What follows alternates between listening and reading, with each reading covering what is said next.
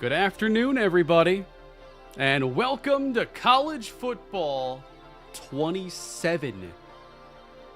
Third time now we get to do one of these debuts for a new college football video game. And today I'll be revealing my Dynasty team I'll be using this year. Buffalo got us underway in College Football 25 with the return of the franchise, and then we went to Arkansas State a year ago. I just wrapped that up like a week ago. And now we look ahead to what's next.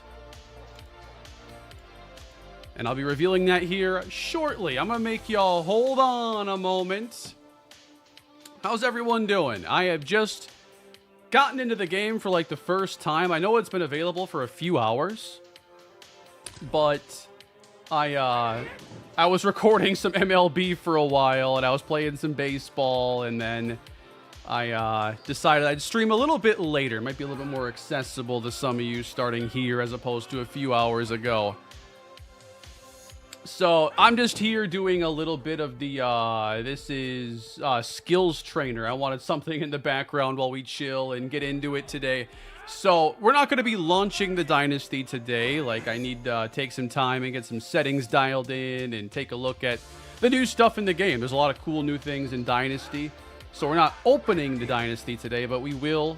I'll show off the team, the roster. We'll talk about what's to come as we get new series and a new game underway. Did the MLB The Show servers go down? I think so, but I only play franchise, so I don't really know. Minnesota's not my team. No, it's just my in real life favorite team, and so I'm here in the skills trainer messing around with Darius Taylor, senior running back from Minnesota. How are you doing after the wisdom teeth removal? The recovery on the wisdom teeth went awesome. It was pretty simple, honestly.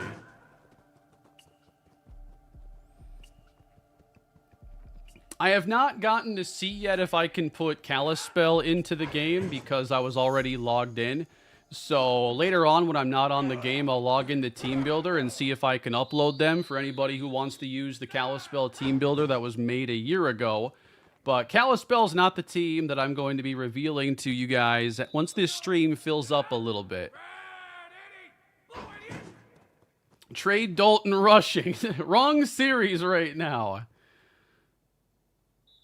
We'll get to some Twins franchise a different time. Right now, College Football 27 is here. I'm really excited to check out the new stuff in Dynasty with NIL and handling like your facilities and just the challenges using different tiers of teams there. What are your top teams for Dynasty this year? I mean, there are so many good teams, but I know for me, I've done 2 small conference rebuilds the last couple years. You know, like 1-star programs. I took on Buffalo. I took on Arkansas State. And I was looking for something different this year. I've talked about how I would rather not do like the same Dynasty for 12 months. And I want something I can do a little bit quicker. Well, that's going to feed into part of my decision here as I am going to pick a team from a Power 4 conference. Do you think Georgia State could be a good Dynasty to do? Absolutely. Georgia State was a team I considered, I think not last year, but the year before I considered them.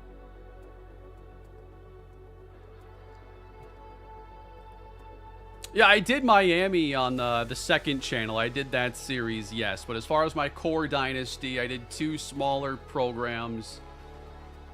Honestly, like, the climb has not been that tough in the college football games, I think, because we were missing NIL and something to really separate the teams even greater. And I really wonder in this game what it's like to recruit. Say you're in the Sun Belt. Is it easy to just go get 3-star players, out-recruit your other Sun Belt teams? Because I felt like you could start at a low level, but you could out-recruit them so easily that by year 2 or 3... there really wasn't a challenge there anymore. And I wonder if the best place to start is actually in a larger conference, because at least I think you're on a more even playing field or a more challenging playing field when it comes to recruiting in the transfer portal. I'm torn between Purdue and Ohio. Want to stream it. Yeah, I mean, if you go with Purdue, you got the Big Ten starting point, and it's, you know, either the toughest or second toughest conference in there. You got a better blend of teams because they have more, like, 3-star teams than, like, the SEC does.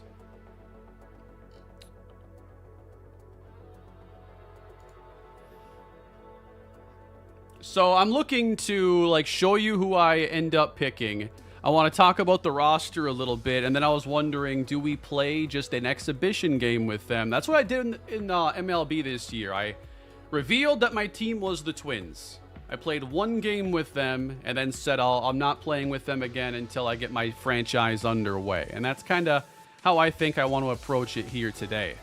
We'll have like a little exhibition, and then save any more time with this team until the Dynasty gets underway. Why not start as a coordinator? I haven't gotten to check out Coach Carousel yet, and I thought Coach Carousel was pretty disappointing the last couple of years. It looks like it could be a lot better this year, but I do prefer, like, when a game gets underway, a fresh game, to focus on kind of that traditional Dynasty experience. And I want to check out Coach Mode. Yeah, I want to see how fun that is, because I'm a big slow sim guy. Coach Mode is like the natural progression from there. So we got over 500 people in here right now. I'm thinking rebuilding those really small schools is going to be tough this year with the NIL changes. Yeah, it should be. And I'm wondering, like, okay, you might take an Arkansas State. Is it going to be tough, compared to the big teams, or is it going to be also tough just within your own conference?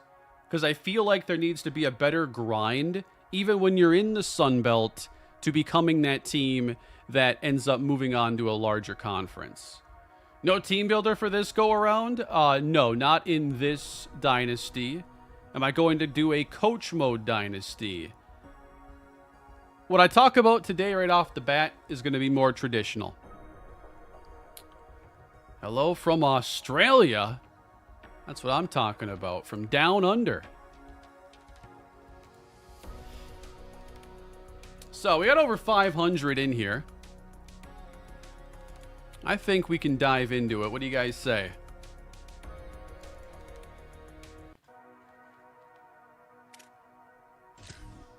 I want to break down the roster and everything. So, like I said, I wanted a different starting point this year, and I targeted a team that has some history. We're all aware of some of their better players and teams, but it's been a while. Coming off a down year. And so, everybody, in College Football 27, I've looked to go down a little bit different road. And this season, the team that I'll be taking over from my Dynasty is West Virginia. We're heading to the Big 12. And I'm taking on the Mountaineers. Those Tavon Austin highlight reels are pretty long in the tooth at this stage. It's about time we get West Virginia on that national map again. We got some work to do, and that's going to be where we go this season.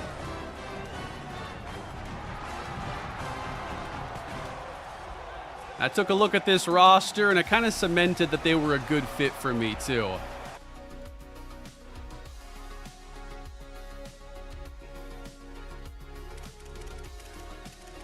Let me open up this roster for West Virginia.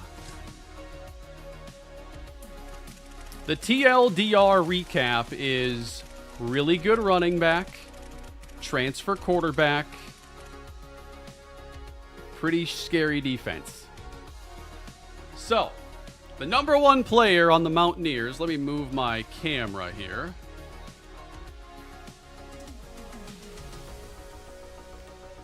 I'm honestly not sure the best place to keep it right now. I'll go over here. Number 1 player is running back Cam Cook.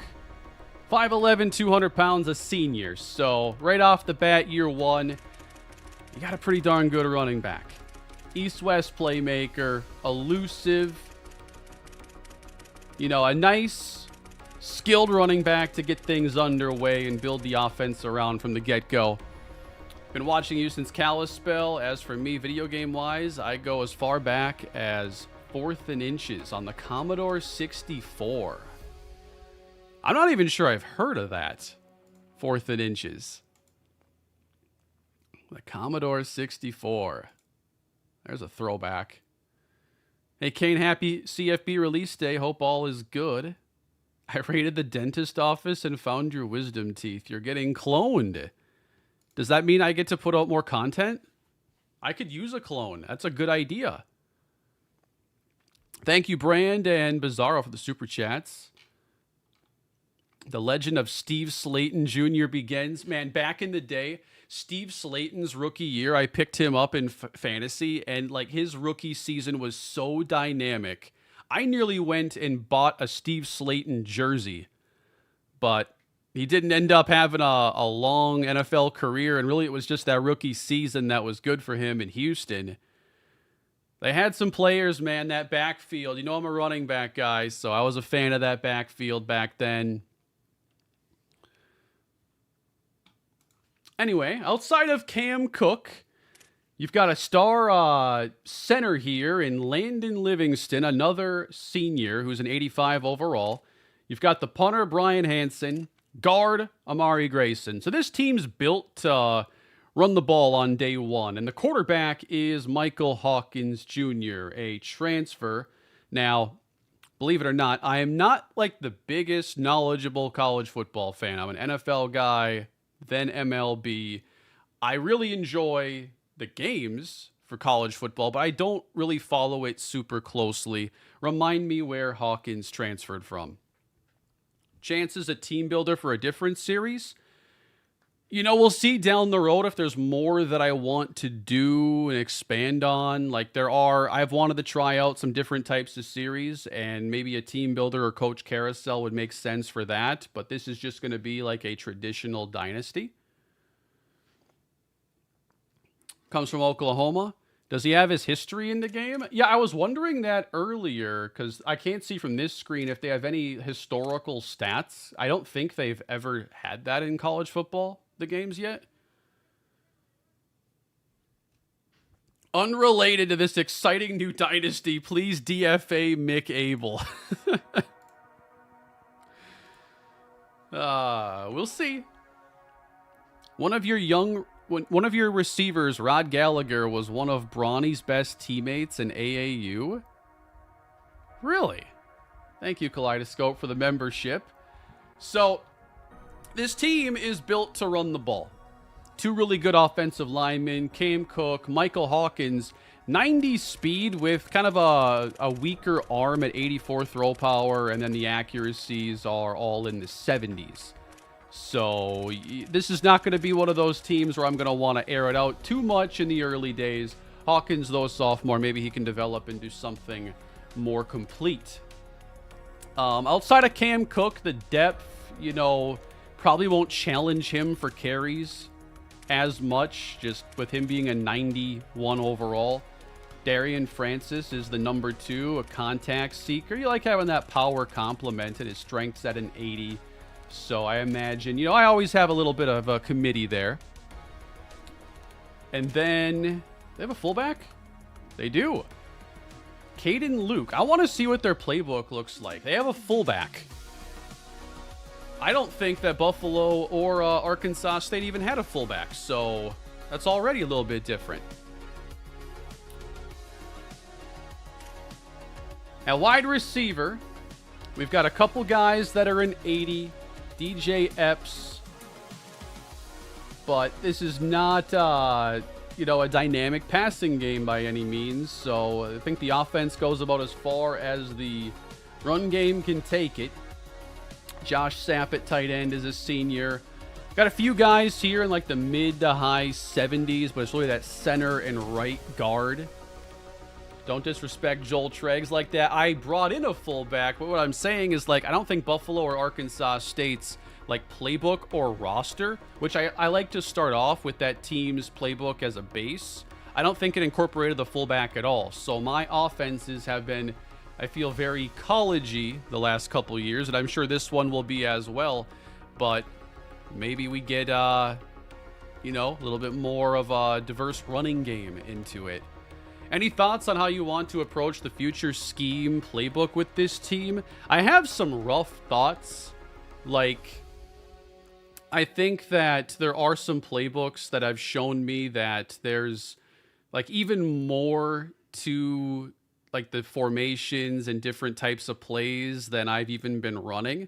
And if we have, like, a mobile quarterback, I think we can embrace some different stuff. I think I want to be a little more running oriented, and I think about those old West Virginia teams, and I'd kind of like to have that dynamic element in the running game and to incorporate a lot of creativity there, getting our guys the ball in space and utilizing space outside the tackles and everything. Thank you, Kill, for the channel membership. I do think that pistol, you know, I ran so much pistol in my Minnesota Dynasty, and I loved it. I built a pistol playbook. I thought it was one of the most fun playbooks I've ever built. And I think that there's a good chance we get back to a lot of that here in this series. I want to see what West Virginia has and how some of my ideas kind of mesh into it. So the defense then is where there's going to be a lot of work to do. Ezekiel Durham Campbell's an 80 overall edge. Harper Holloman on the other side is an 83. But defensive tackle doesn't really have a standout there. I will say there are some freshmen on this team that I think are going to have some really good potential, like Taylor Brown here, 74. And then at linebacker, got a senior here in Ben Cutter. Malachi Hood at 69. Cornerback, another lower-rated position group. So I could see us having to put up a lot of points to try to compete early in this dynasty. Nobody above a 78. And not a ton of, like, speed overall. You worry about, like, the high-flying passing games of the Big 12 and how we match up to stopping that. At safety, Matt Sieg is also a freshman, 89 speed, 74 zone coverage. So a couple guys that I wonder how good they could be after a couple of years. Pistol offense would be fun. What about RPOs? I like using RPOs a lot, and I think with where this team starts off with their passing game, it makes a lot of sense. Because if you go too much drop back pass game without RPOs in your back pocket, I think it's very easy to get overwhelmed and start taking sacks, and just the offense starts to sputter out of control from there. Kamari Wilson looks to be the highest rated player on this defense at safety. Does have good hit power, does have good coverage, but a lot of the standouts on this team, to no major surprise, are seniors. So Cam Cook, Landon Livingston, the punter Brian Hansen. A lot of these guys are kind of one-year players for us. And then you consider, what do we have to recruit? How does it work with the NIL and everything? And now I know a lot of you are wondering, like, what type of dynasty is this going to be? Because I've talked, you know, a lot, kind of bracing you guys for the idea that my series could change a lot and the format might go to a single season deal. I'm not looking to do that with this series. So I am planning for West Virginia Dynasty to be a series where I'm playing every play of every game. It's going to be the hardcore Dynasty experience. I know that's what my core audience is looking for. I don't know if this is going to be like a 9-10 year dynasty like I have been doing. I'm starting off with a team that is in a better spot than like Arkansas State or Buffalo. So maybe it's a little bit easier to build them up. Maybe not. Maybe with NIL, it is more of a challenge. But I thought a lot about this lately, and I do think I want to try the single season format sometime, hopefully in the next year. But I don't know if this is the team to do it, and I've really been locked on to West Virginia. It was recommended to me a couple of streams ago when we were considering like what I wanted to do in this game. And I've really just, I've been laser focused on West Virginia since then. And I like the idea of starting off in the P4.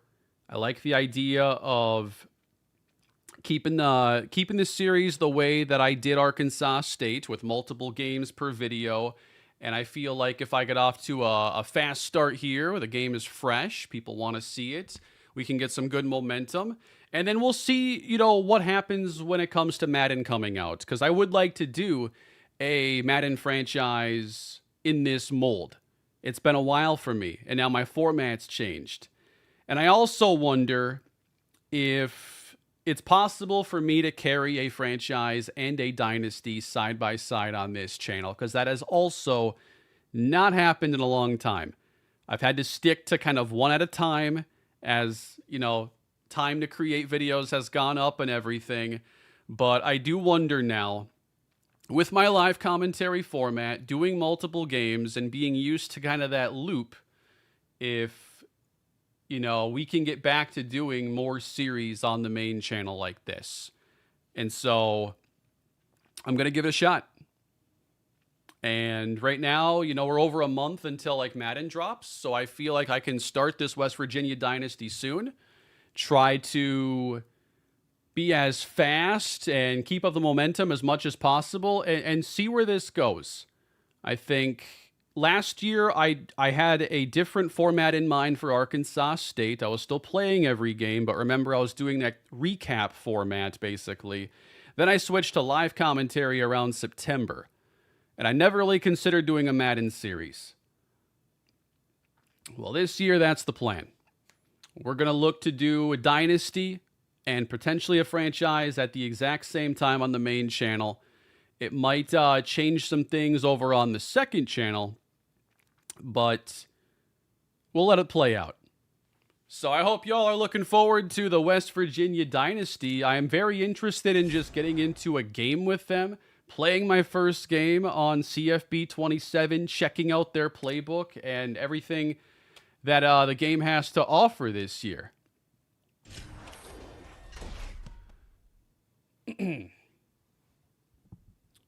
You know, I know a lot of you enjoy my content because it is that kind of classic style of playing every play of every game. There's not any simulating in my main series over here.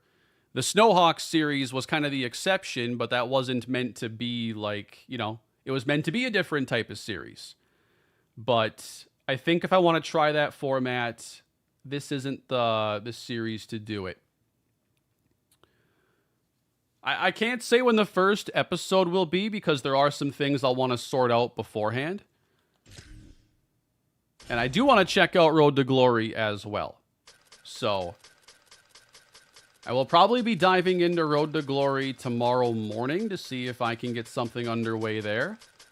And then also just seeing what I got to get taken care of so we can get underway with West Virginia.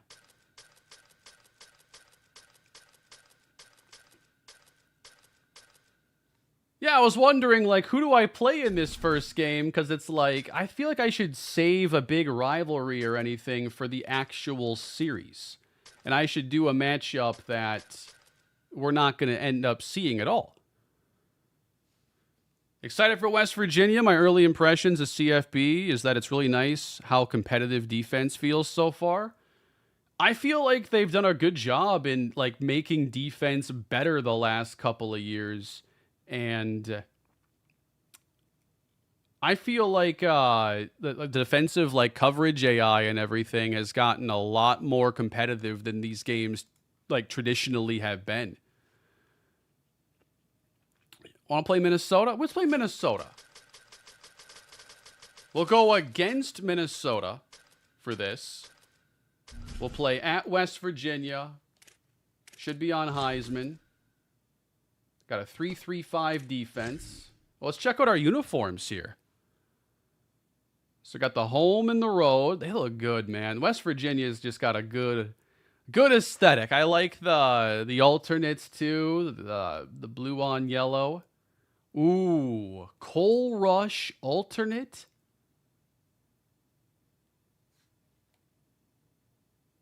That is sick. Current throwback. Oh, wow. Gives me like Notre Dame vibes.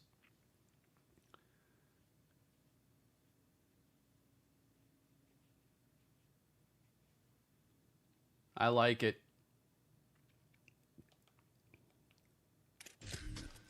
All right. Let's get underway.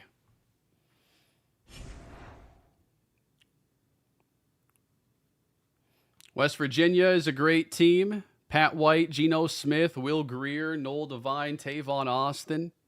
They've had some legends come through. It's time we get this team back to competing on the national level again. No, Kane, what about Maryland? Maryland's a great team if you want to kind of do something similar, but from the Big Ten. Think about my series I've done on CFB so far with, with Buffalo.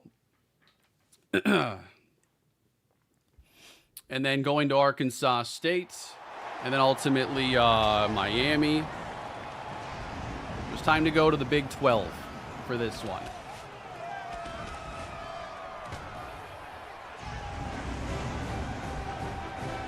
Oh yeah, dynamic weather. I didn't even think about like setting up a dynamic weather game or anything like that.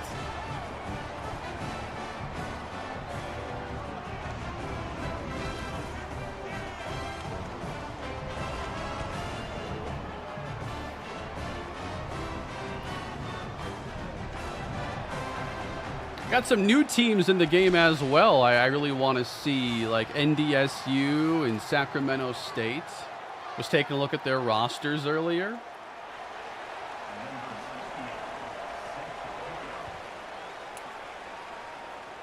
All right, we're underway. Time to get familiar with this West Virginia team, everybody.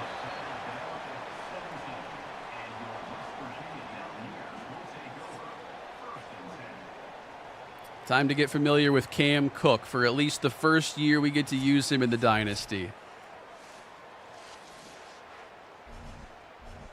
You know, truly, there are probably like 100 really good options for Dynasty, and then teams that might be just a little bit too built up to be all that interesting. We got one pistol formation. Maybe this is where we start the expansion of the West Virginia Kane offense.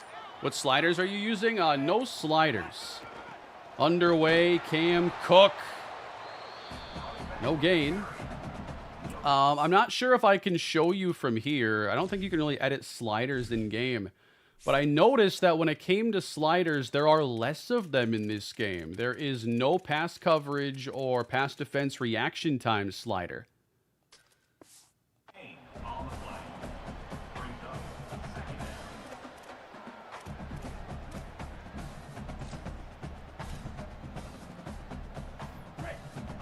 You're breaking my heart, but I'll watch every episode. That's what I like to hear.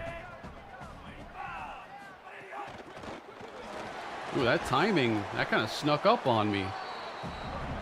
I was trying to throw the bubble there, and it handed the ball off way too quickly.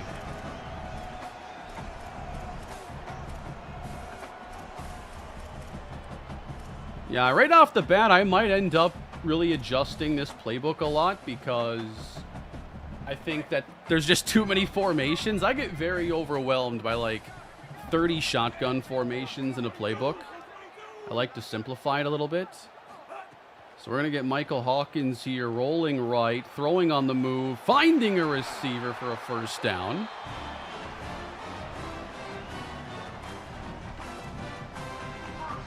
Yeah, it's possible the RPO decisions are just way faster this year. I'm going to call a bunch of stuff I've never seen before in the game, like this motion. And now we run option. Flip it out to Cam Cook. No gain. Like every time I check out a new playbook, there are a bunch of plays I've never seen before. Like I love what they've done with the playbooks and the college football, like return and everything.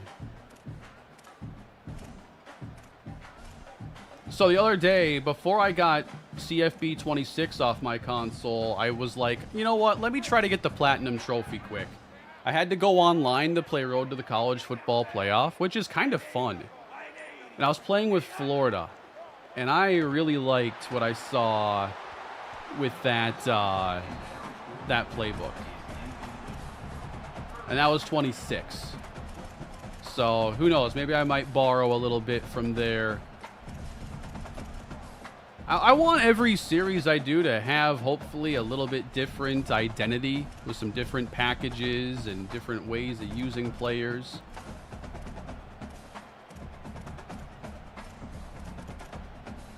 Who's the coach? You know, I haven't really thought of the coach yet.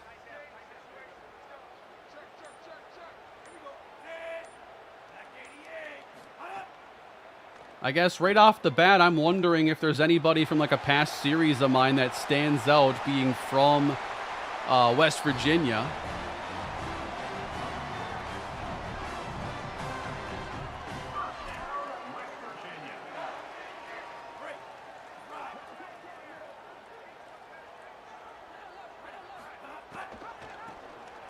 Oh boy, misread that one. Just make Pat White the coach.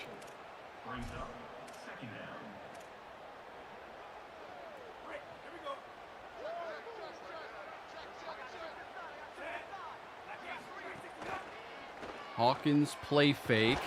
Oh, wow. Thought we were going to have him too.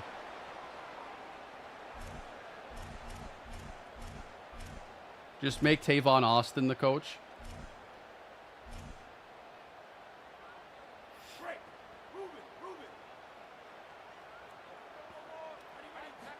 Third down and 14. Might as well just get it to Cook, see what he can do. Around the 40, making moves. Going to be close.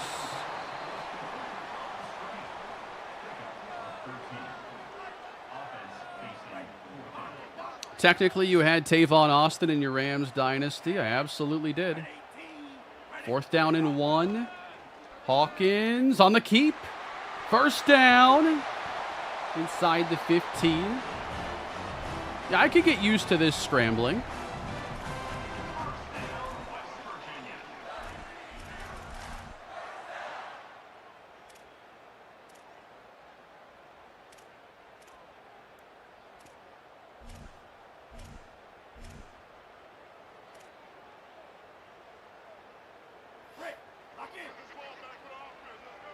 Head coach Boof Cobb.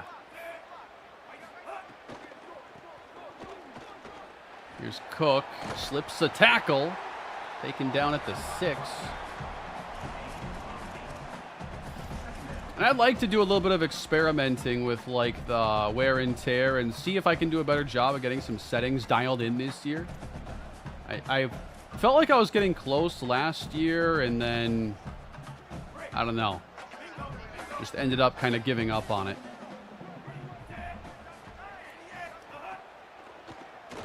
Throwing. Nice adjustment and a West Virginia touchdown. What about PlayStation ending physical copies of games?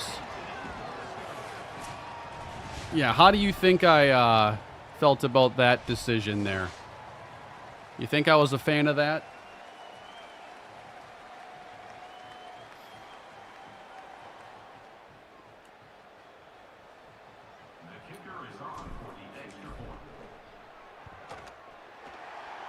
I definitely prefer to have most of my games physically.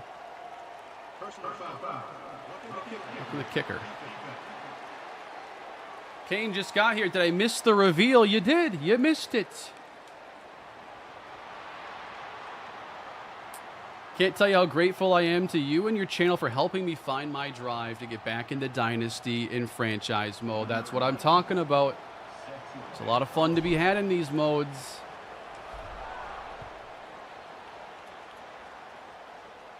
Do you think it gets reversed? I could see them, like, making some exceptions in terms of, like, you know, maybe there are limited releases in the future. But the thing is like, to have the PlayStation 5 Blu-rays printed, you've got to go through Sony. So I almost feel like for there to be anything in the future, like, they'd have to, like, if they don't want to be in control of it, is there a way someone could buy, like, the entire printing division and have a way to put games physically? The way we see, like, Limited Run and other limited publishers putting together deals. The fact that you have to go through Sony means they have all the control. But, yeah, I certainly don't want the era of physical game media to be over.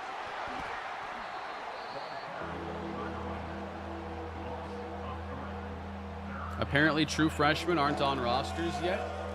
Have they said anything about when a new roster could come out? This is all default sliders. I haven't messed with anything yet. 3rd and 9. Minnesota has Drake Lindsay leaving the pocket. He's going to throw downfield. Javon Tracy for 34. Do I still work with Matt 10? When he's got a slider set, I take a look. I've used his for really since the Broncos franchise. What's this? Taylor shifts to the quarterback. I love it. You will own nothing and be happy? Well, I'm going to own something, all right. Whether or not I add on to it is another story entirely.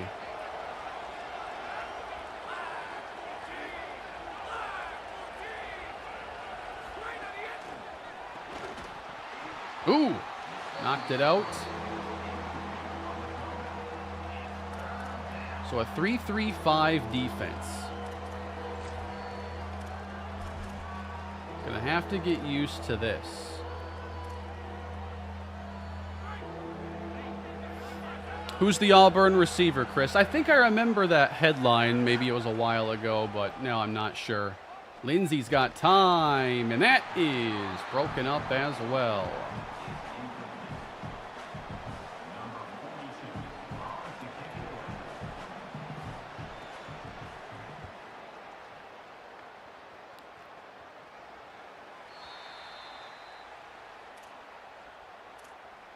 Already got some wear and tear on Cam Cook.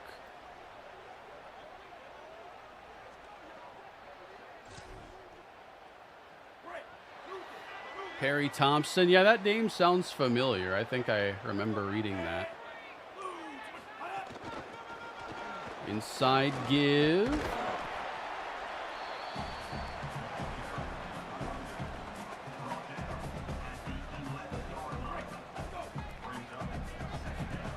(3-3-5) is a real aggressive defense in my experience. A lot of 5-man blitzes. Say less.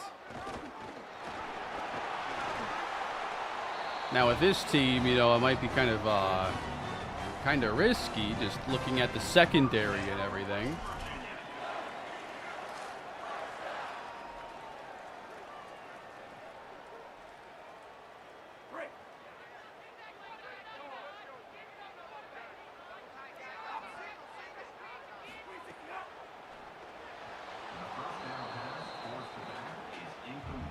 True freshmen will be patched in gradually as they actually enroll in school.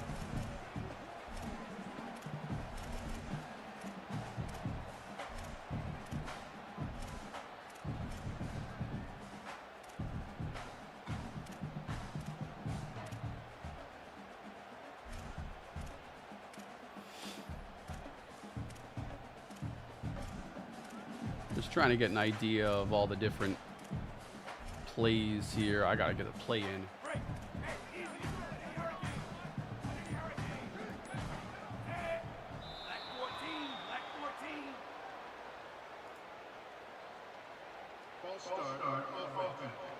Three, 3-5 as your outside backers on the edges and only one defensive tackle. So I might be wanting to look at more versatile hybrid style linebacker pass rushers, which I always have a good time trying to find those guys. Swing it out. Cam Cook. We're going to have 1 year with him in the Dynasty, so we're going to try to get, you know, all we can out of him. Did the game feel different? You know, not very different from what the little bit I've played so far. Some of the RPO timing has felt a little bit quicker. Let me call one here. Cam Cook was leading FBS rusher last year. Yeah, you really got to get that ball out fast. The jukes, I don't know if it's just the receivers I have, but like some of these jukes and spins feel slowed down significantly. It could just be the players I'm using.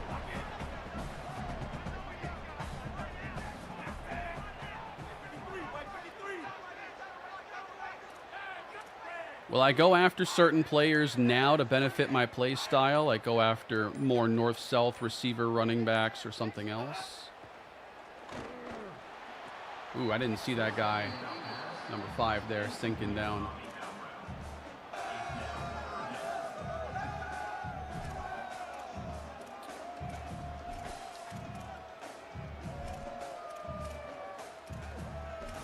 Yeah, I mean, I want to build like a little bit more of a custom playbook when we get underway and kind of have an identity in mind and then tailor recruiting around that.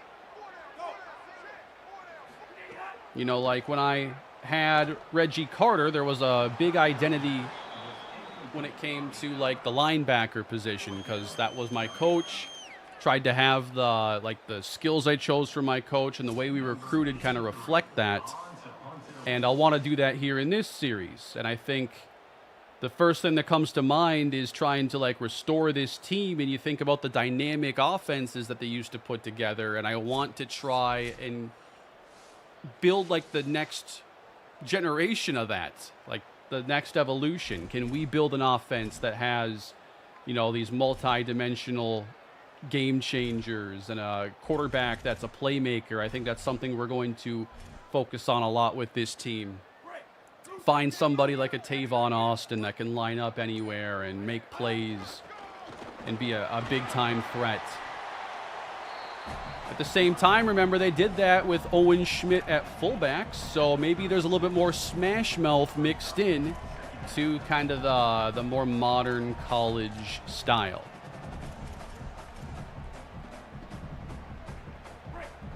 Ja'Cory Day would be the perfect coach for this team. Dude, that's not bad, Ja'Cory Day. That's Montana's version of Tavon Austin there. I think I will be using a lot of quarterback run. And I think, like, I look at the roster and I'm already trying to think of, like, okay, how do you play with this team from the get-go? And I think that kind of lays the foundation. Like, I know looking at the ratings for Hawkins and the receivers, like, Cam Cook's the guy, and then Hawkins' speed really has to be utilized. We don't need a 30-pass attempt offense here.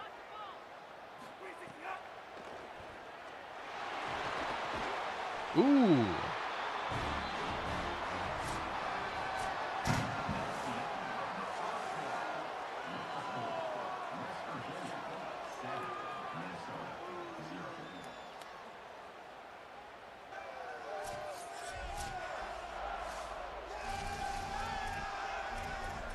So, you know, maybe I need to go back and do a little bit of research on some of those classic offenses that I'd like to better emulate, and then look at what I can do with the playbook. And I think I'll take theirs as a base and then build a little bit off of it.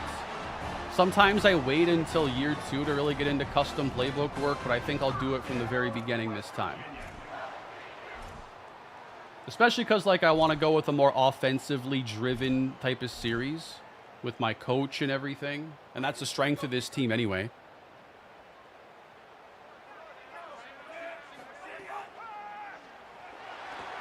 Play action. Touchdown. Nice throw, Michael Hawkins. Shotgun power I. I love formations like that. Really fun red zone packages.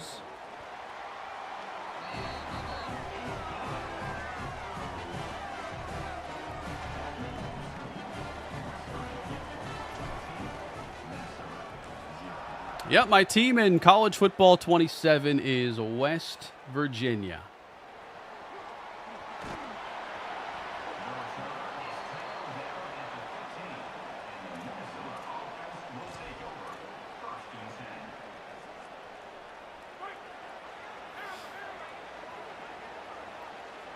Have I been back to Minnesota since I left? I only have one time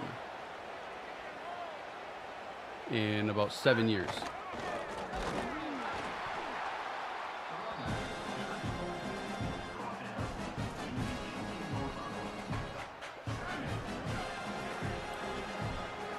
You're going to have to step the drip game up for your players. You know, I've been thinking about that too. I need to definitely do a little bit more with the accessories, and I think they added a bunch of stuff in this game, right? I know like the single leg sleeves were talked about. We could take a look and just kind of go through all the different options there.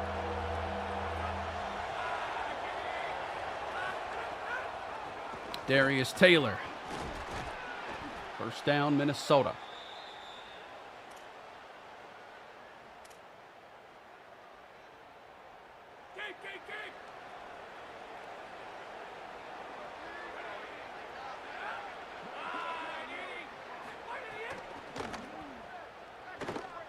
Oh, Lindsey picked off.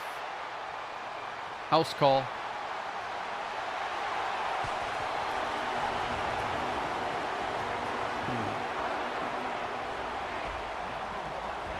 So I've got a lot to learn with the roster and everything. You know, I'll go into a little bit of a cram mode now. I don't know if my series is going to get started here this weekend or if it might be a few days, but I'm going to try to do my best to learn the roster. Some of the recent history, and try to be a little bit more knowledgeable about things for when the start of the series actually comes.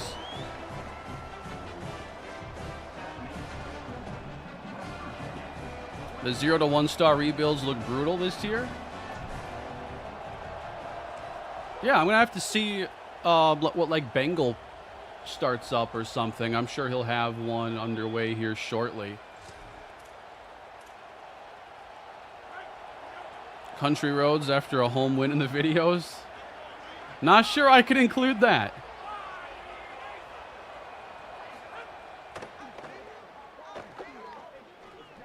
You might win the Natty with West Virginia first year.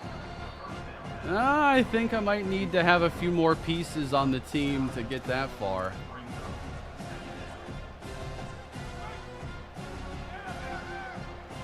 I plan on playing the games. I don't plan on using coach mode for this series, but I still want to check out coach mode for other stuff I may do down the road. A little sweep to the right.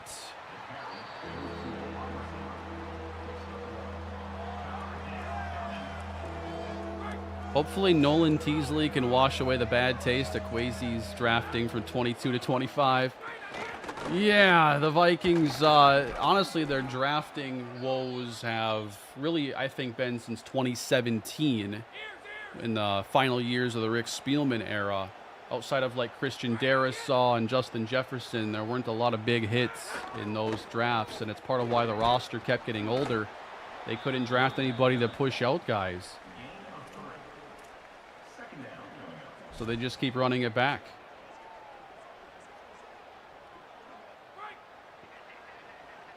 How do you like the new game? I'm enjoying it so far.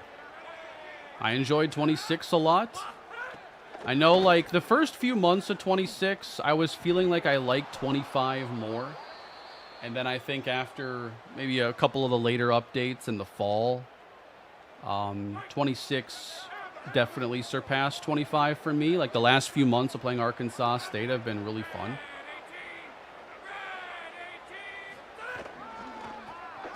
There's Darius Taylor. Gain of 9.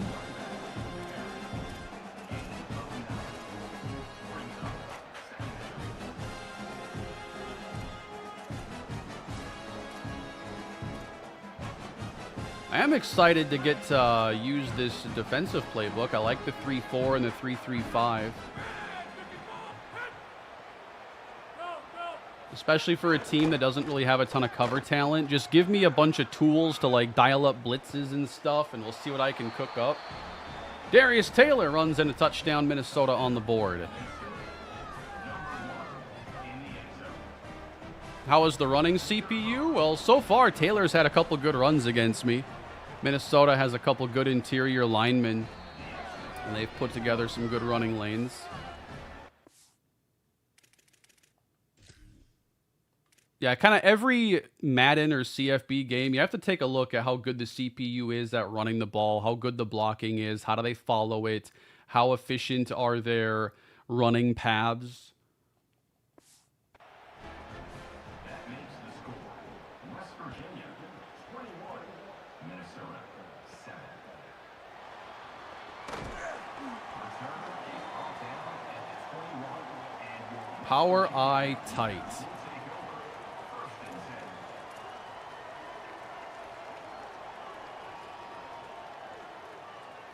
So who lines up there? You've got two tight ends, or a tight end and a fullback in the backfield there. I'm excited that this team uses a fullback. That's going to be part of the identity. I mean, look at this. Look at this. Cam Cook. Come on, you know I'm going to have a blast running the power eye tight.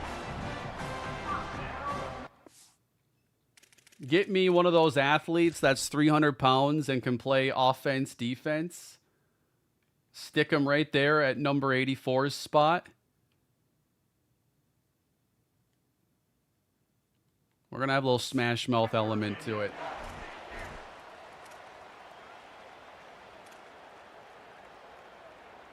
There should be 3 tight ends. I'll have to see how good these tight ends are and how many of them I should be utilizing. Oh, boy. Oh, boy. I don't want to throw my first pick yet, man.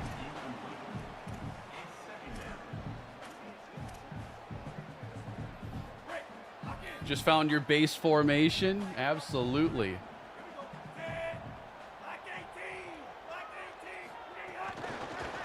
Here we go. Catch and run. Nice passing yards there on that one for Michael Hawkins. Really earned those. Oh, Cook came from Jack State. Play action. Floated out there, maybe? No.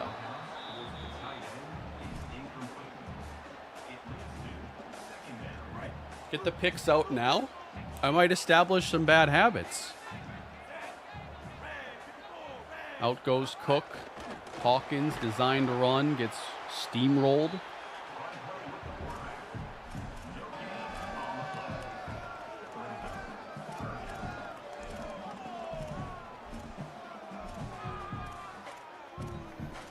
I have a feeling when it comes to 3rd and 10, I'm not going to have a lot of answers with this team.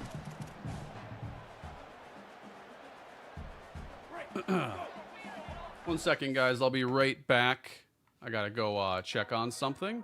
Give me a moment.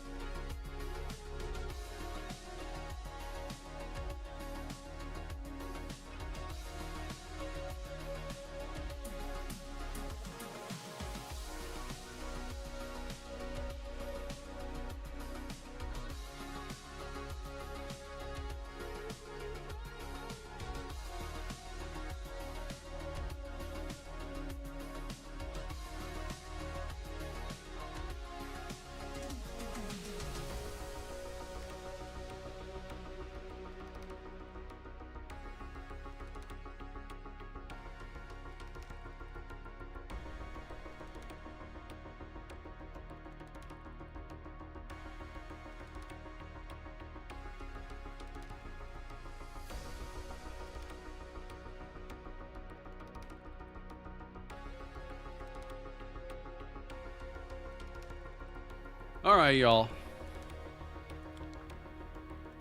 I'm back.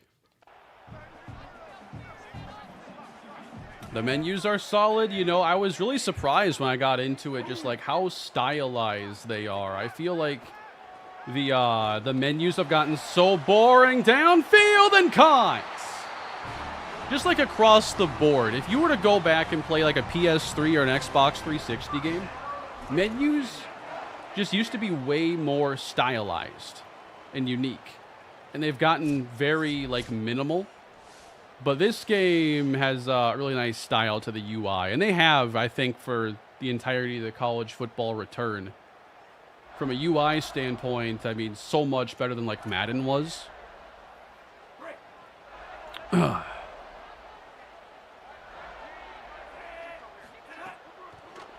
Hawkins, whoops.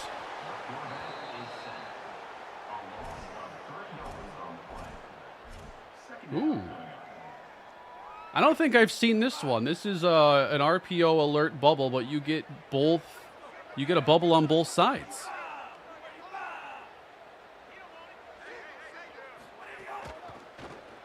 But man, you got to be quick to trigger the throw because the timing is sped up.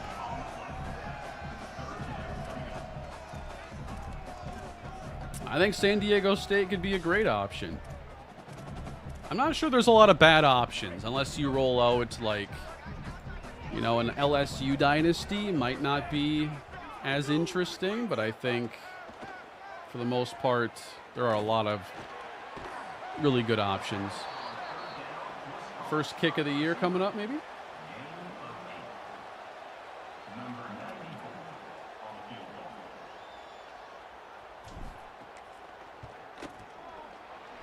We got it. Yeah, San Diego State does have some really good uniforms, for sure.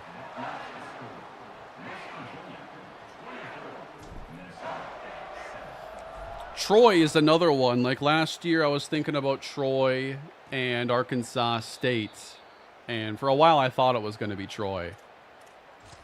But the Red Wolves, they won me over. I was doing some research. I remember doing the research. I was like sitting in my car. And I was just like sitting there researching like their rosters and everything. And I was reading about like Corey Rucker, wide receiver there. Some of the recent history and everything. And that's what had me lean in their direction instead.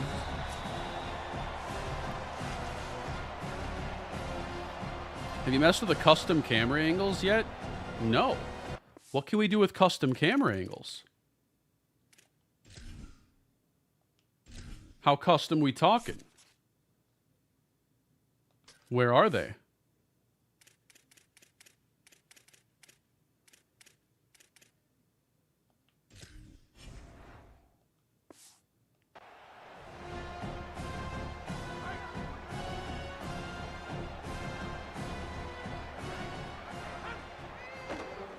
Play action. Lindsay in trouble.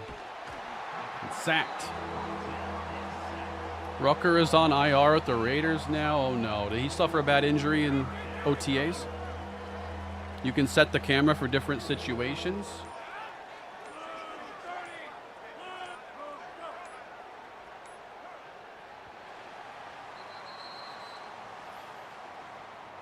What was the decision behind West Virginia? I feel like they're going to be a powerhouse relatively quickly if you're doing a series for a whole year. I wanted to pick a different type of starting point, and I wanted to take a team like a West Virginia that maybe had been really good in the past and hasn't been in a long time. And yeah, it might not be as tough as other starting points, but I still think like there's a decent like you know, need to build in order to be like a championship team with them. I don't think it's a loaded roster by any means, and I don't know how easy recruiting is going to be this year compared to what we've had. What schools are new, by the way? Sacramento State and NDSU. NDSU being in is pretty cool.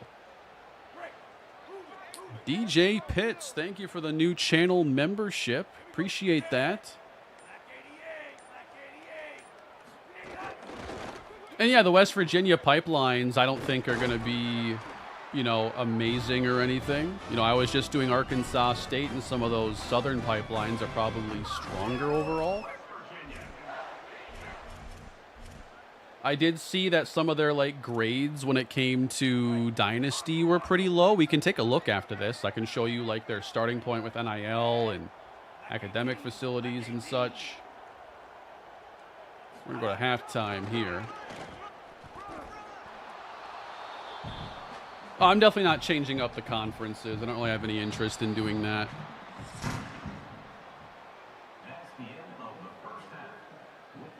Dynasty got a lot harder this year. People's expectations are going to shift. I'm excited to see how that plays out. And I don't mind that I'm going maybe with an easier route than if I had picked, NDSU or a lower tier program. If this ends up being a shorter series, I'm okay with that.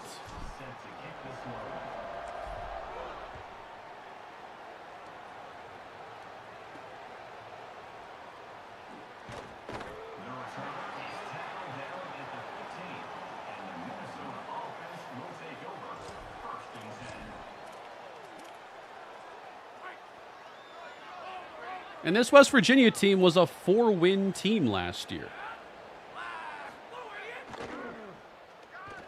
First down, Drake Lindsay. Ooh, gotta climb the pocket, big man.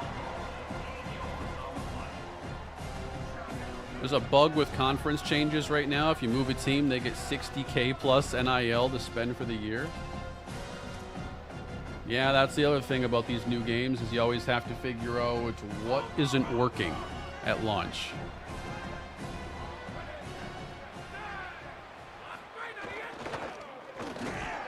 A journeyman type of dynasty is a possible series, like a coach carousel.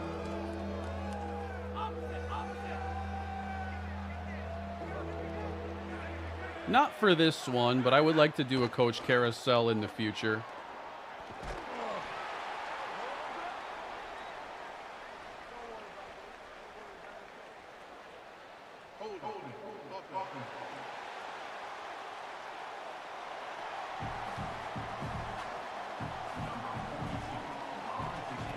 Will Kalispell be added as the team builder like last year? I will log in and see if I can upload the same deal.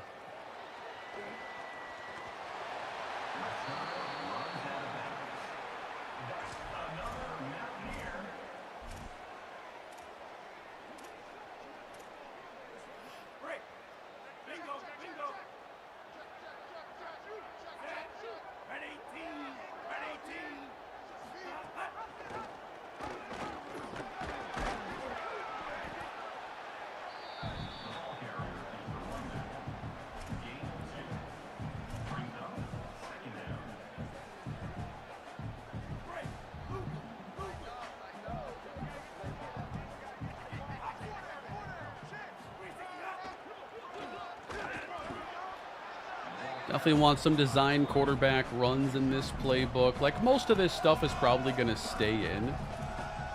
But there will be some formations where I won't want to keep in. Like this deuce twins over. This is a formation that only has a handful of plays. I don't really need it that bad. So I'll look to erase like a few of these right off the bat.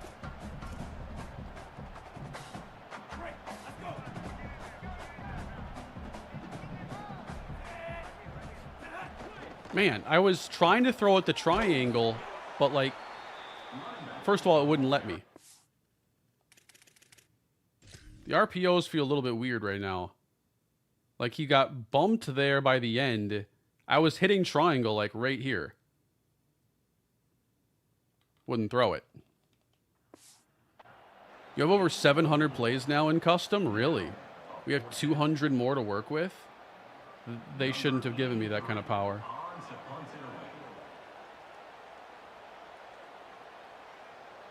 No, I'm going for it.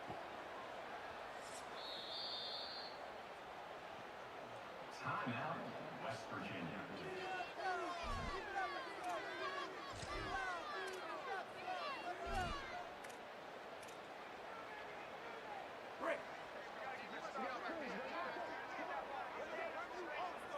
Sprint pass. Cook. First down.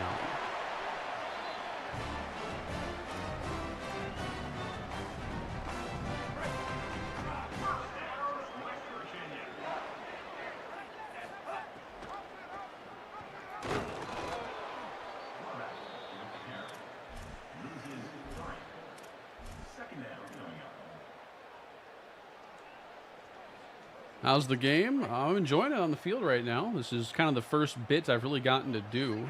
My first full game.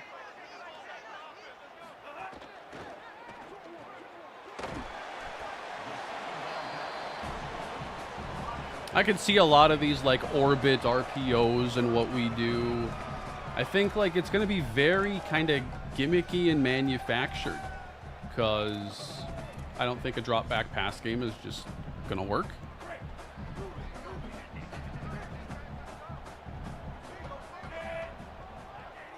Third down and long. Extra pressure and sacked.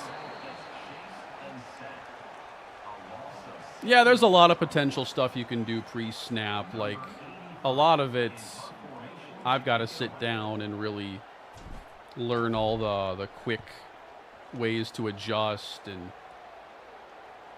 you don't have to use all of it.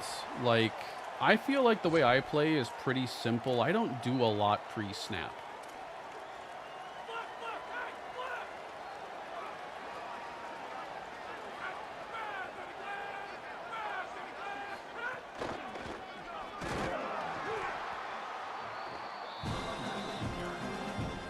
I run a lot of stock plays.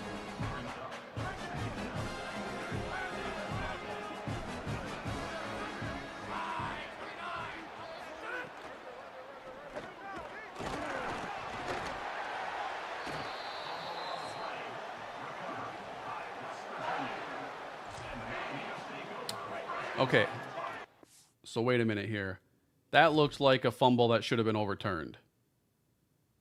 Last year on 26, we were seeing a lot of this from the CPU where they would lose a fumble and they wouldn't challenge. So now what if I challenge this for them? Because I have the ball.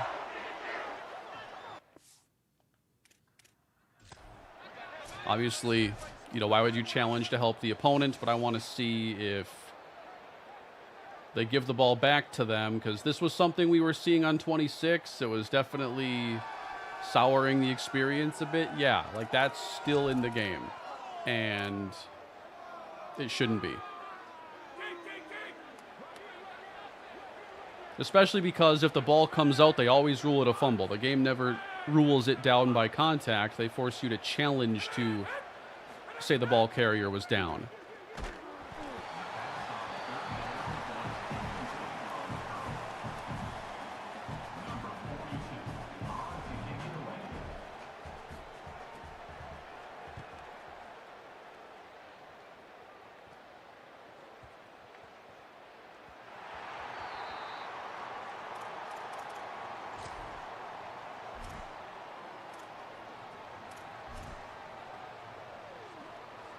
Yeah, I mean, I started doing that too when I realized that they were just not fixing any fumbles on their own behalf.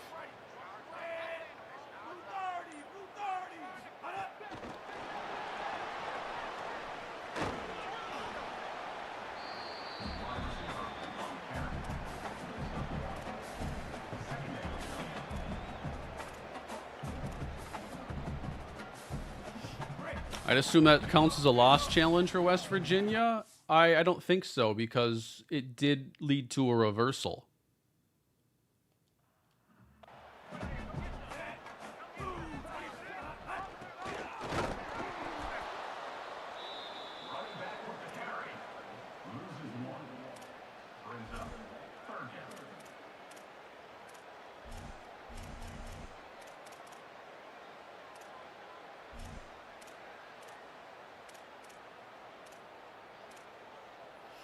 Did I lose the timeout for it? Because I think I called the timeout already in the second half. So that I wouldn't punt, and I went for it on that one. Yeah, I don't believe it charged me anything. Oh, good route.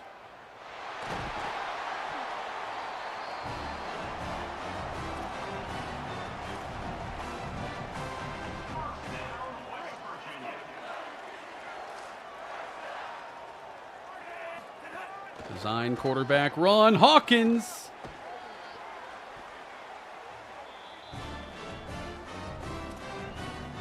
I think we're going to see a good deal of that. And I don't think just with Hawkins. I think that's going to be part of the identity of what we do. More quarterback run. Design quarterback run.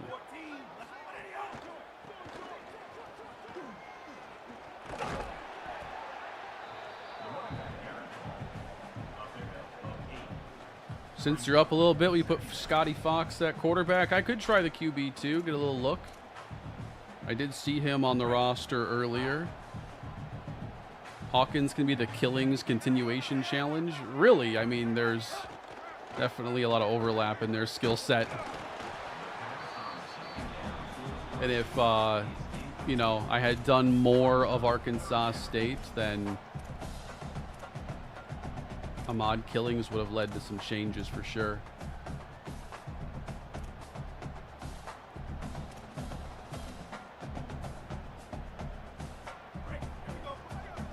So the double bubble.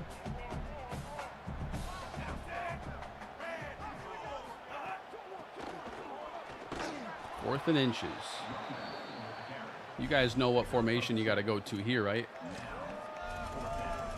Power eye tight. Come on now. Put a backup running back in the game. Didn't put a sub in. It might be using the power running back, and that's why. Cam Cook, first down. Who's going to stop this power eye tight?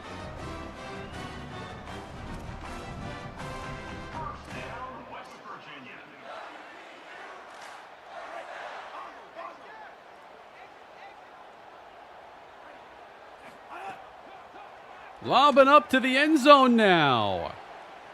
Incomplete.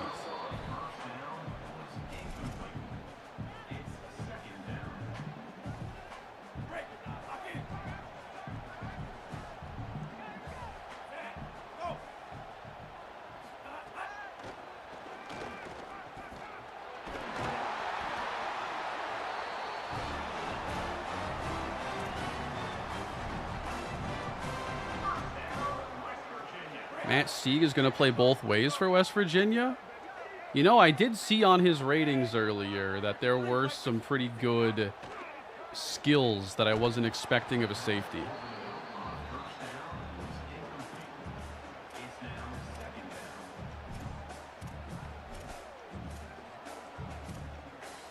Any weak spots in the team you notice? I think defense, I mean, the secondary is definitely pretty weak. I'm not sure there's a big strength on that side of the ball at all. Receiver isn't really dynamic. I mean, to me, I think the running back quarterback combination is the most intriguing thing about this team. I think I remember the challenge glitch didn't used to happen in 25 until some unknown patch broke it. It hasn't been fixed since. Yeah, that some noise needs to be made about that so we can get that taken care of. A good jump in the route.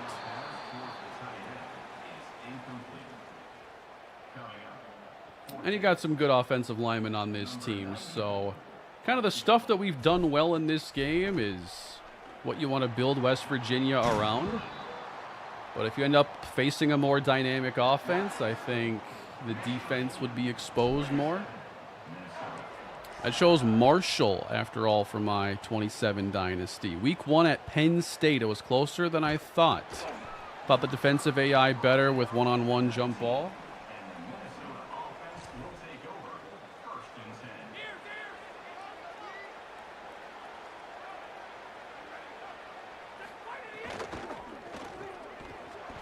Yeah, I mean, if it's anything like it was a year ago, I know I played on sliders, but they weren't, like, dramatically different. Like, some of those top teams were no joke, and they'll punish mistakes, and I think, like, I really enjoy the hard games in college football. Like, eventually you run into tough matchups in whatever sports game you're playing, but I think I really enjoy the ones in CFB more. Leads to some really good classic games for me. What's that That zone was like facing the wrong way. Like, if I have to play an intense game like that, like CFB, I think has produced like the best versions of those games. What teams did you look at before choosing West Virginia? You know, there wasn't really an alternative. I like that graphic. It's really good. I didn't really consider anybody else. Like, West Virginia was one of the first teams to come on the map for me. And it was like, you know, that's exactly what I'm looking for.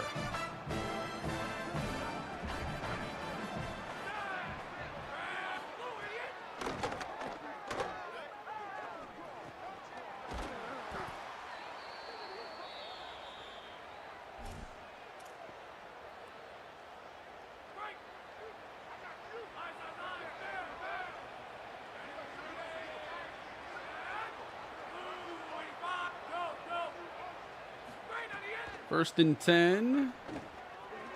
Lindsay over the middle.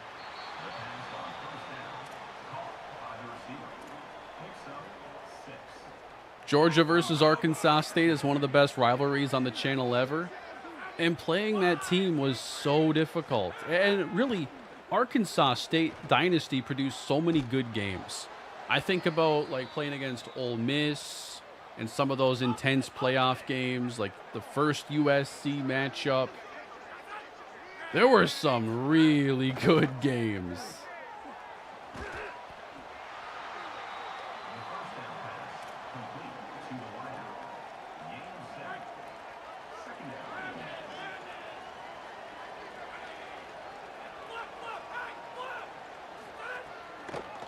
There we go, bringing pressure. Got to get off man coverage.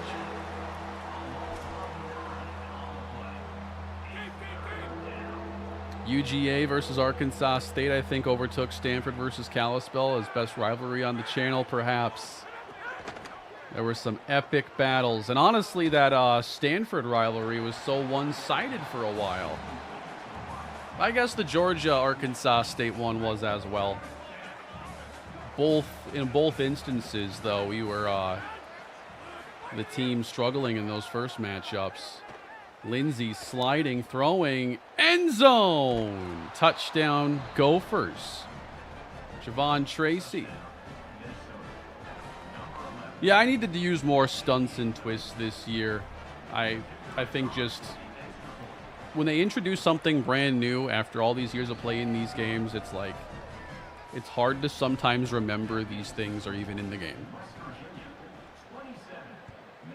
And Stanford, they were really good playing, you know, the Stanford style. It was not flashy. It was smash mouth. They just beat us up over and over again.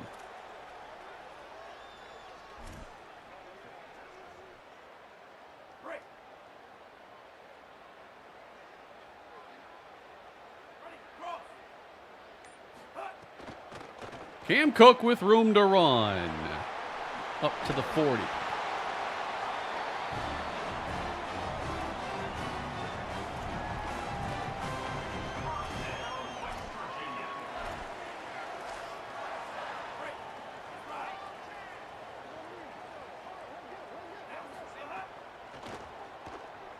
Hawkins, too tall.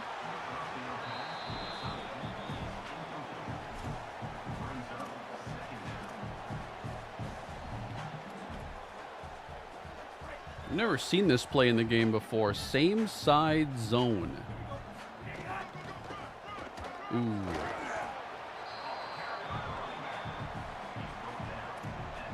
Yeah, I'm excited to put together an offense for this team. You know, sometimes when you start off with a one-star school, it's like hard to even have an identity because you just don't really have a lot to work with all the time. But in our case, we got Cam Cook, we got Michael Hawkins, we got some good offensive linemen. There's a base there. 3rd and 6, lofted. Nope, swatted back. Will I change quarterback? I might check out another one. I don't know. Minnesota's getting it a little bit closer now.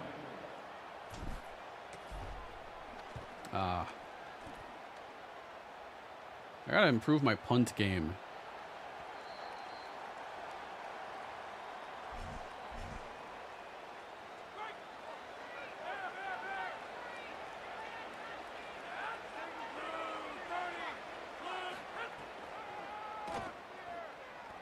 Lindsey underthrown.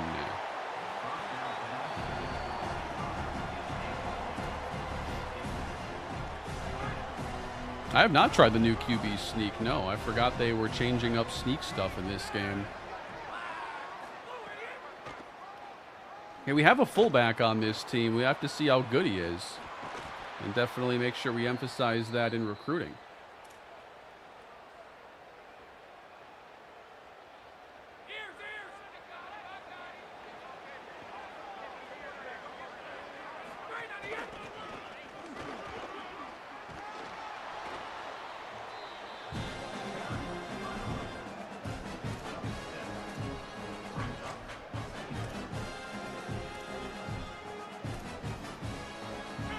I don't think so. I don't recognize that name, Wolf.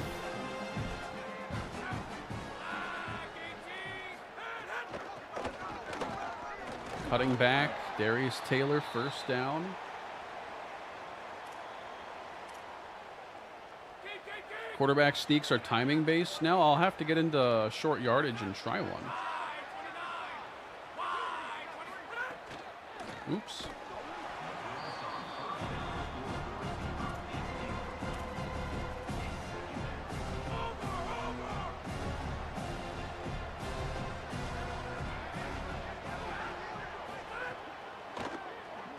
Lindsey drives it over the middle.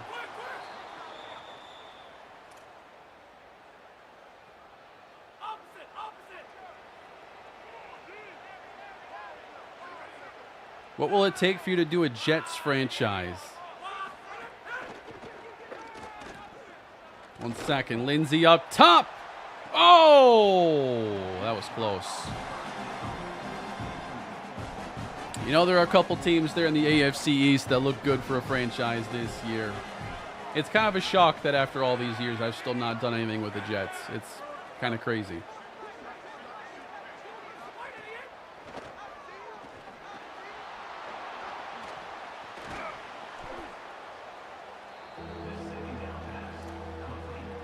Do I go with West Virginia franchise, Geno Smith Jets franchise, and just have it be the theme? Third down. And nope, don't think so.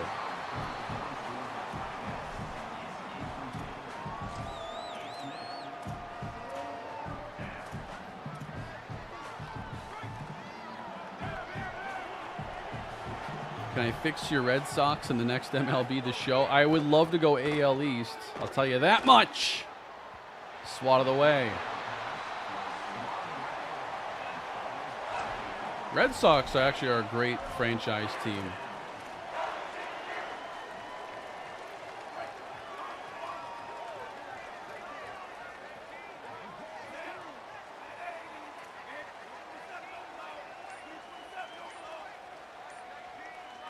With the new AD expectations, are you leaving coach firing on? You know, I think it's actually something to consider, given the starting point. It would add some extra stakes.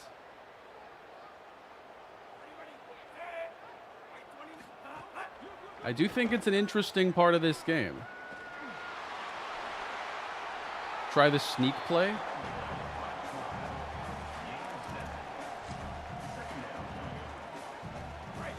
Oh.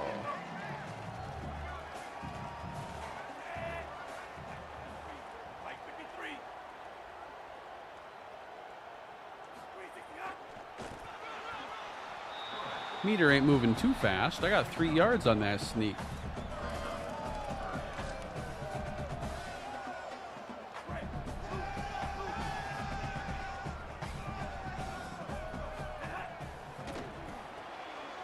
Oh, look at that wide receiver screen right there. 63 yards to the house.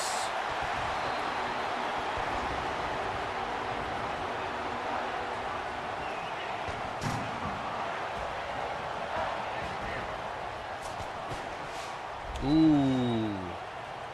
Those are going to go really hard.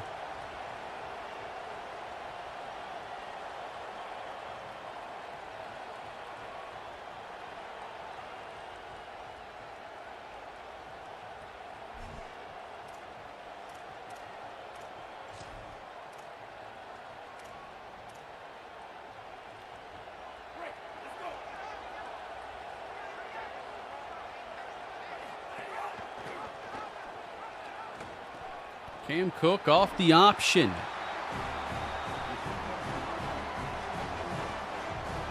This team has some speed on offense. I don't think it's like a, you know, an above average speed team or anything. That receiver screen, man, we were moving on that though.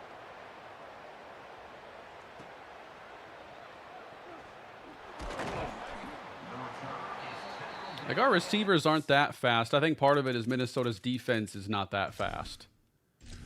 Like, playing this game after playing all the Arkansas State and the SEC, like, this does feel like a slower brand of football across the board.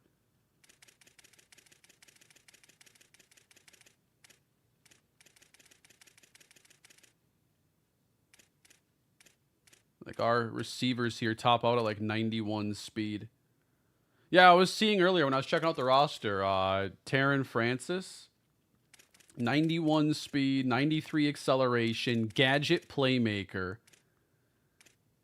Definitely somebody we're going to want to carve out a role for. He's basically a running back right now.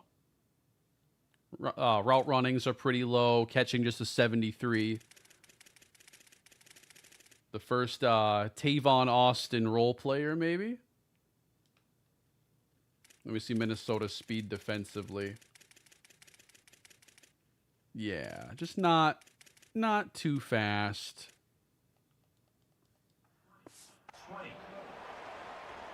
The meter gets harder against goal line defense. That makes sense. We love gadget receivers. Yes, we do. It's one of the best archetypes. Did they introduce any new archetypes? I forget. From like talking about the news a month ago.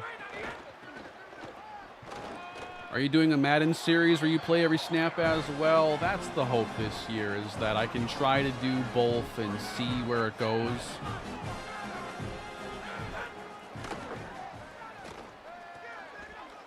Oh, come on.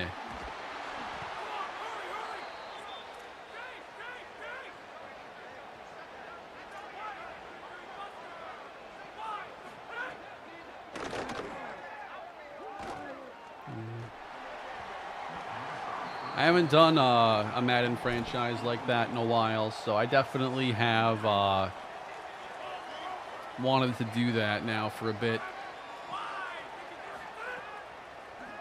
Drake Lindsay. Yeah, we're getting a lot of passes broken up here. It's nice that on like a default setting that coverage has gotten to this point where there are a lot of contested throws and the passing game feels just, I think, so much better when the defense is very competitive, but when the ball's in the air, it really could go either way. But we're coming up with a lot of the plays right now.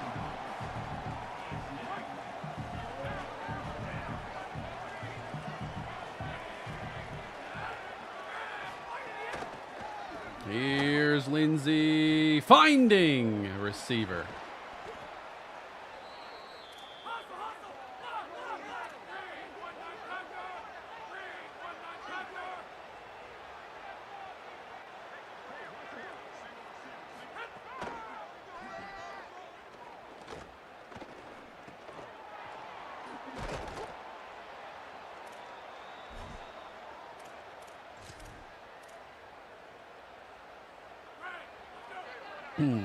Been watching since I was in high school. That was 2019. My first stream, first one, sacked. Well, glad you can make it. You know, in 2019, people were talking about how long they had been watching me at that point. That's like the midpoint of my career at this stage. Oh, picked off. Got him a couple times.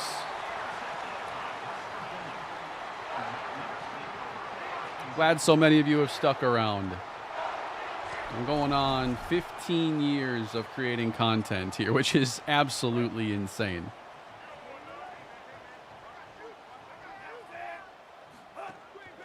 Hawkins, got him. I got a 300-yard passing day here.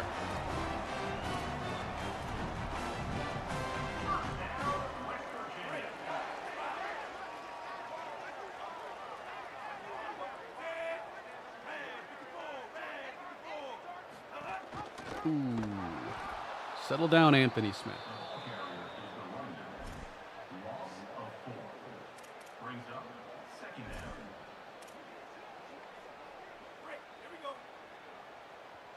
Yeah, this is going to be a fun team to get rolling with here soon.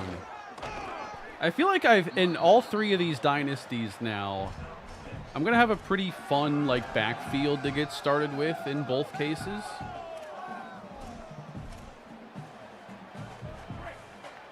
But it's going to be very short-lived as Cook will graduate after the first year.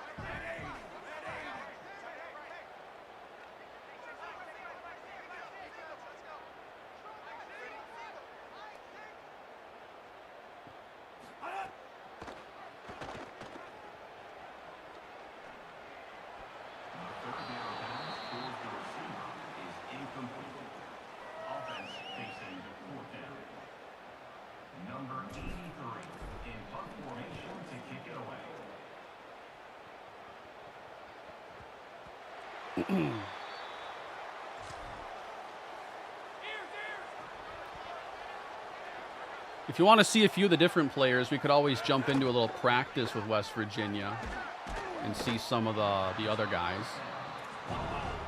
We're about done in this one. Make sure you schedule Pittsburgh every season. Is that not in the game by default?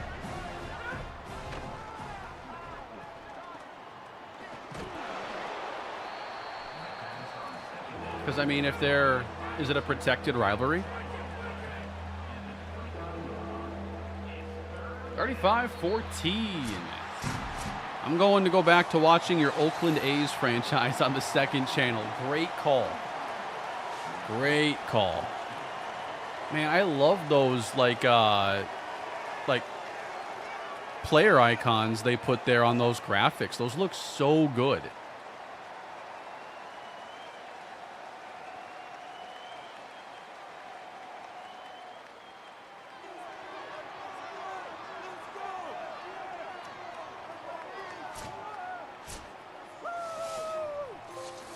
I got a trophy. So how'd I do there in my first game?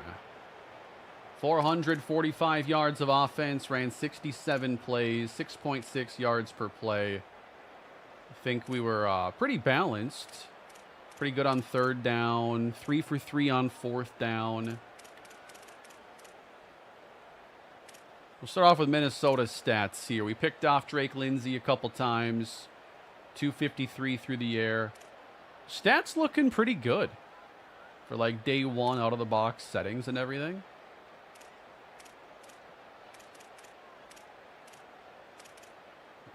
And then for us, Hawkins 21 of 35, 302 yards, 3 touchdowns. Cam Cook 20 carries, 79 yards, 52 rushing from Hawkins. 2 of those went over 20 yards. Then at receiver, Prince Strawn, I think is how you'd say that. I'm basing that off of Colts receiver from a couple years ago, Mike Strawn. Might have also played for the Panthers. Cam Cook, 4 for 45, DJ Epps.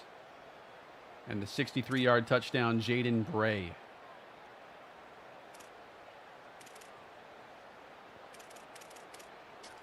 Five TFLs. Glad to not see the TFLs be overpowered. They had quite a few, but I guess consider the way I ran my team as well. A couple of interceptions, 4 sacks. And Kane will never have a 3-touchdown, 0-interception game with Hawkins again. You know, that might have been it. That could be the only one.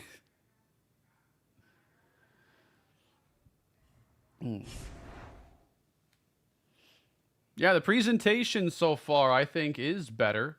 I love like some of the players they're incorporating into the graphics, and like when it's your guy that you've recruited and customized the look for and you see him on that graphic, that's going to be, that's going to make it all worth it.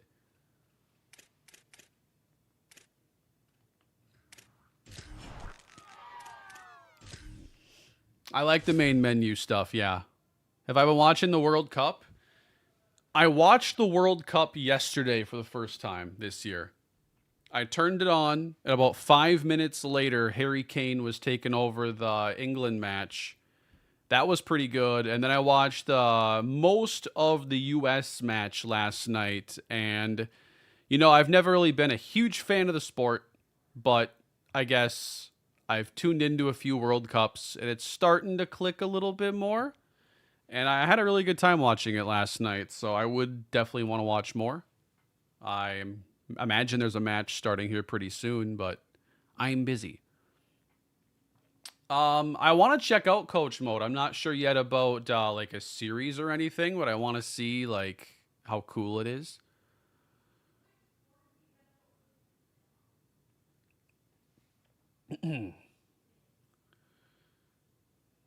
Not gonna lie, it had me wanting to dig into some of my old Xbox 360 FIFA stuff that I haven't really broken out yet. I have, a bunch of games I've collected, but I haven't gotten to try them all out.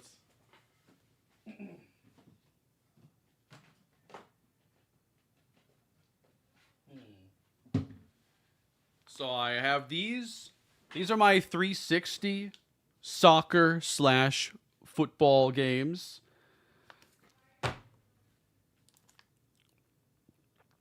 How many of you guys have spent some hours on these ones here? And I bought this because the Steelbook was just too cool. The Messi Steelbook.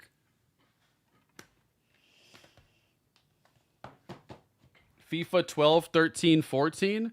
I don't really have the regular FIFA versions outside of 13. I got the World Cup ones, and this one actually still has like, it doesn't have the cellophane, the plastic on it, but it does have this seal. So this has never been opened or played.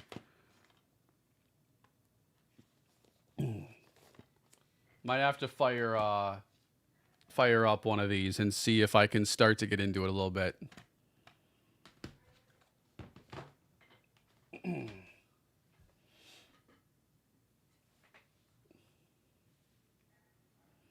That Steelbook is awesome. Never seen that before. Yeah, when I saw this, I'm like, dude, I've got to have that. That is so cool. That's for FIFA 13.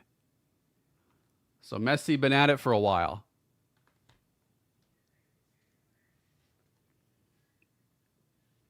Won't be able to show anything like that off in 10 years. Yeah, if they take away all the physical games.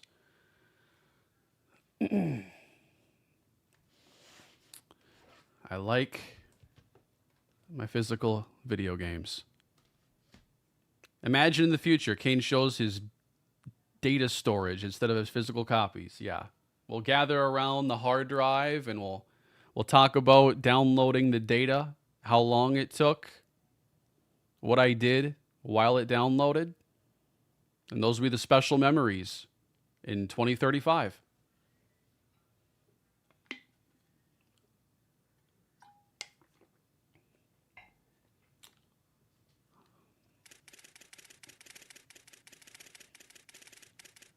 If Xbox simply wanted to, man, Xbox, Microsoft does not care about physical media at all.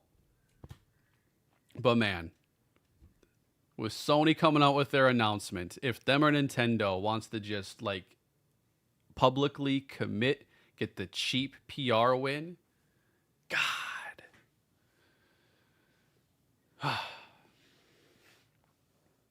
That would be sick.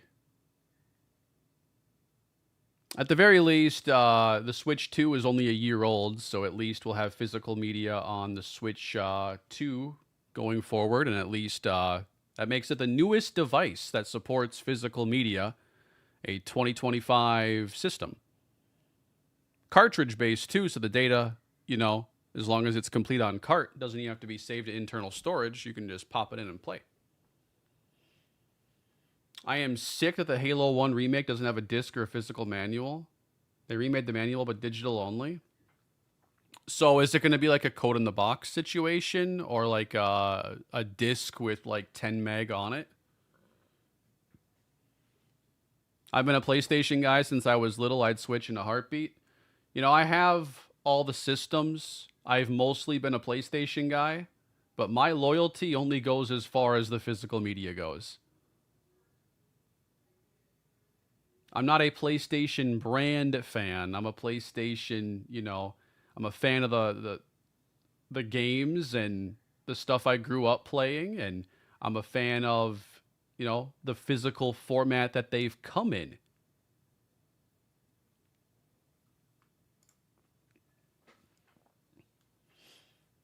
And as somebody who, collects games and is very interested in all sorts of different games, it definitely pushes me more in the Switch direction, just knowing that the Switch 2 is the newest piece of hardware to support physical media.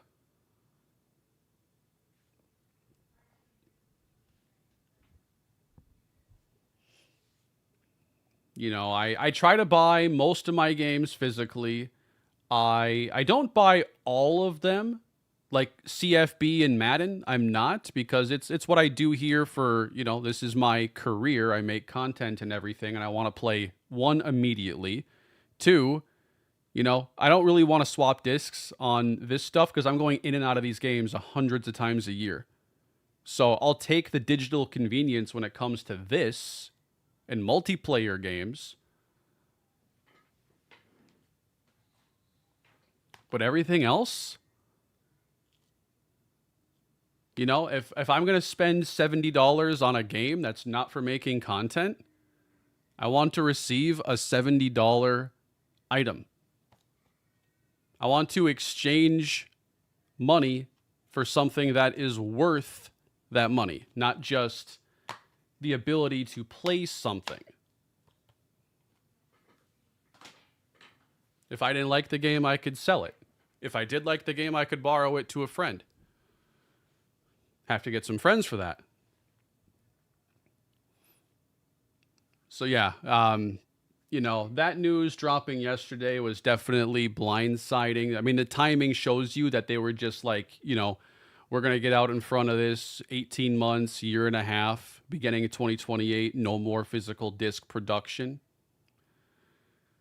So if they want to go into the future with a $1,000 box, $80 games, and no physical options, with studios that can only put games out every 7 years, I guess that's their choice. Are you a Resident Evil fan? I am a new Resident Evil fan. I was not really into it back in the day a ton. It just wasn't my style of game. But I've played more of the modern ones now, and I'm starting to really click with the survival horror when it's more action focused like that.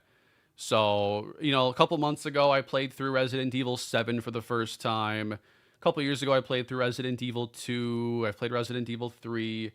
And now I've played some of Resident Evil 4, and I haven't beat it yet, but I feel like that's going to be my favorite one by the time it's done, because I think I like the more action-y Resident Evil. And I'm very curious when I get to like Resi 6 if I like it more than others.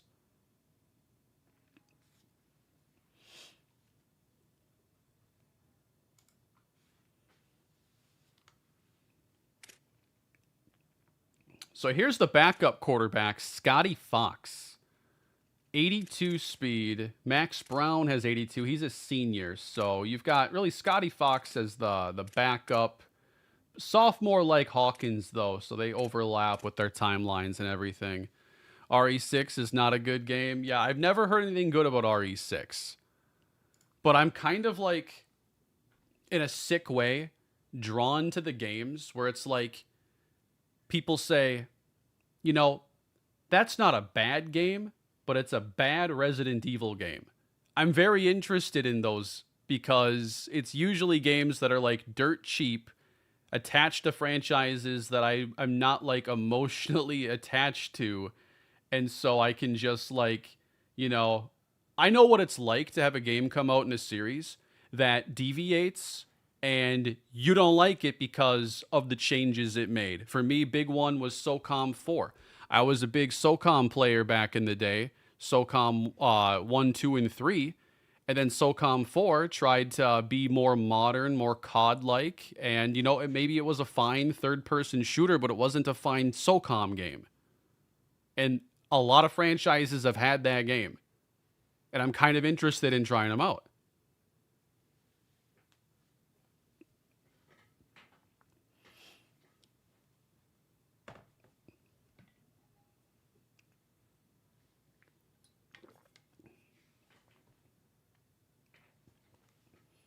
So you got Scotty Fox here. So if Hawkins goes down, this would be our guy then.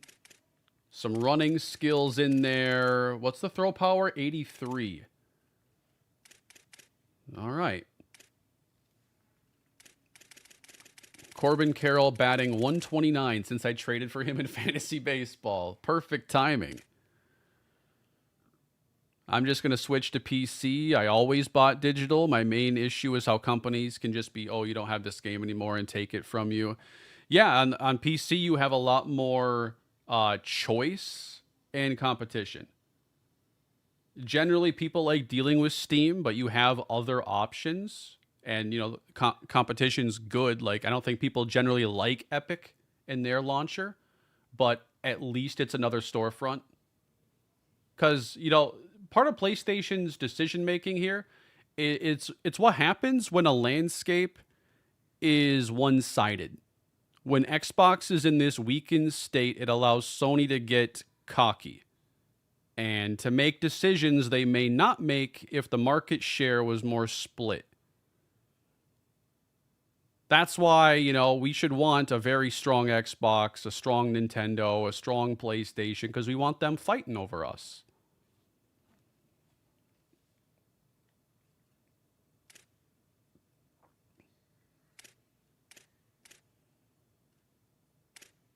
And as bad as I want Microsoft to start competing, I just don't know if they have it in them. All they can do is spend money and shut down studios. And it's like, what games are they even putting out? What do they have? A bunch of 7-year projects that just get canceled.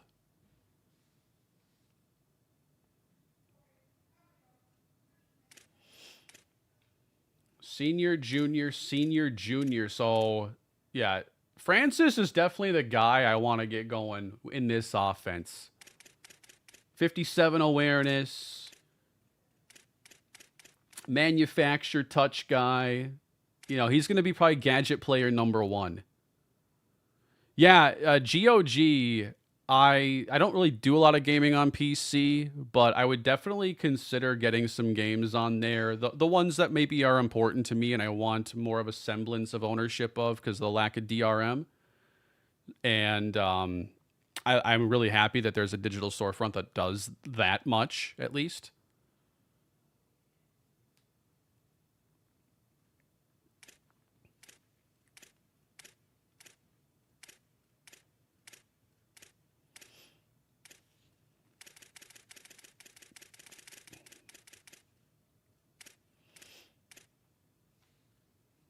Tight end, you got senior, freshman, junior.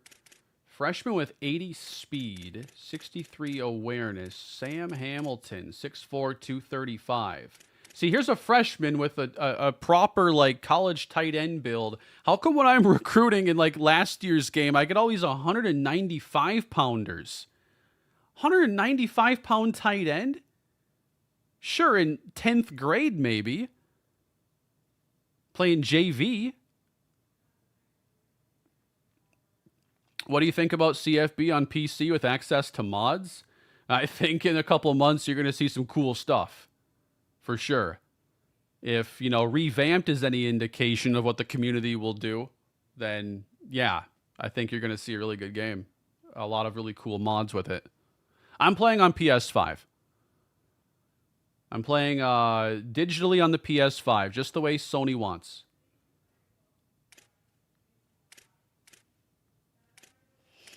pretty raw with the route running. How's the offensive line looking? Got a junior here, junior at left guard, senior center, a junior at right guard, and a senior at right tackle. I want the height and weight mods. Let me play with an 8-foot, 600-pound monster at quarterback. Let us break the game.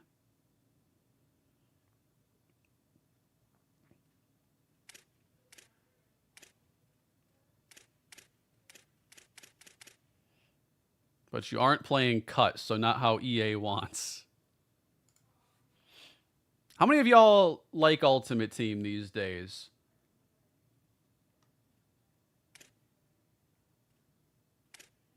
Harper Holloman's a junior. Might get a couple of years out of him. Maybe.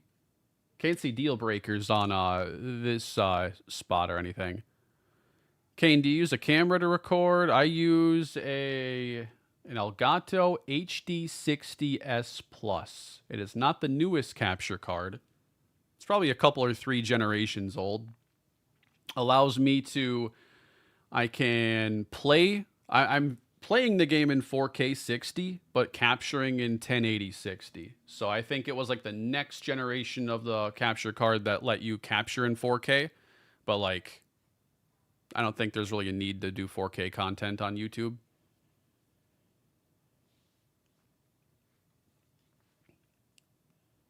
The only time I've opened Ultimate Team is when I misclick. I'll admit, guys, I opened Ultimate Team the other day on 26 because I wanted to get the Platinum Trophy. I opened it, I did 10 challenges, and I was out. I got my trophy. When trying to spam A to get into the game, yeah, that's why it's the top option.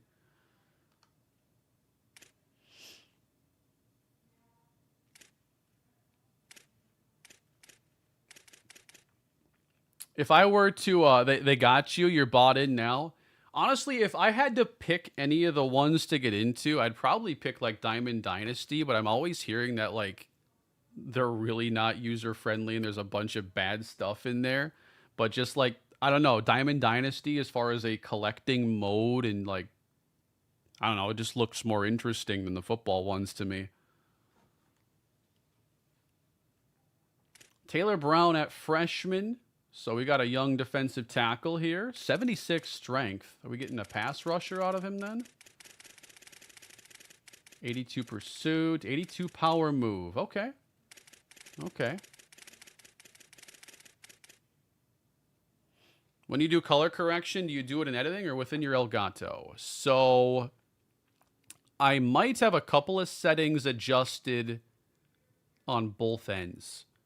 But I think most of my color correction are just things I've come up with inside my editor. So like my template video file always has like 2 or 3, saturation adjustment, color correction. And so all my files just get thrown onto the video track with that already applied to it.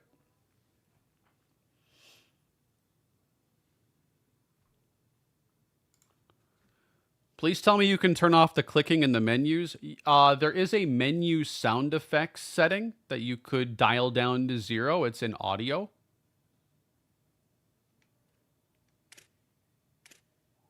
As far as menu clicks go, I think these are okay menu clicks.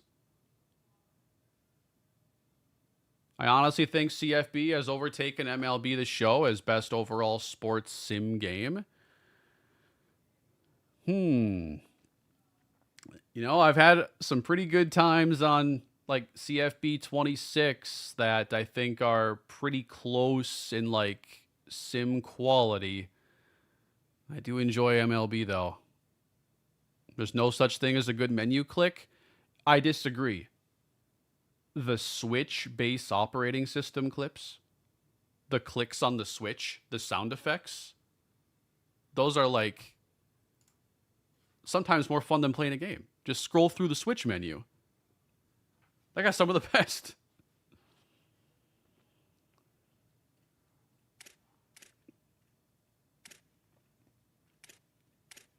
But man, when a game has really bad menu clicks, it's like, what are you thinking?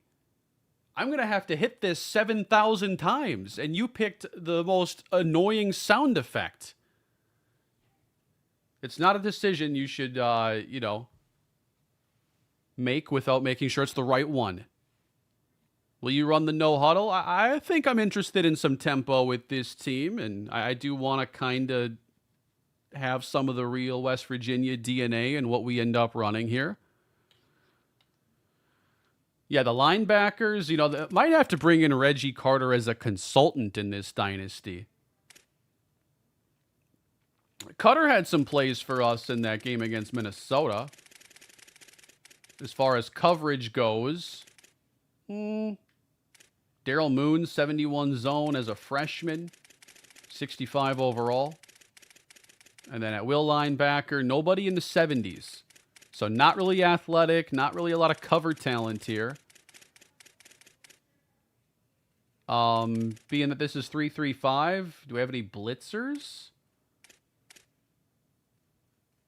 A lot of the linebackers that the game produces have good blitzing abilities. Isaiah Patterson stands out there. 78 finesse, 71 power. Okay. 62 overall secret weapon. Isaiah Patterson. Satisfying click noises are a lost art. Persona franchise has always been one of the best. Oh, man. Persona 5 might have the best, UI and UX experience, out of any game.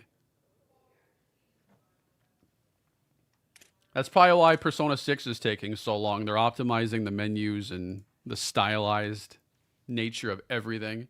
Kane, where do you think LeBron is going? He's going to go to Minnesota to play with Ant. Ant and LaMelo. LeBron James in a Wolves uniform. And Kevin Garnett's going to be there to introduce him.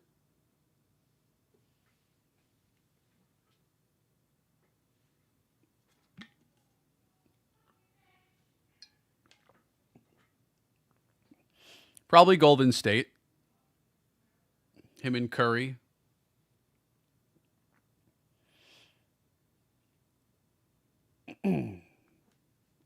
At corner, we got work to do.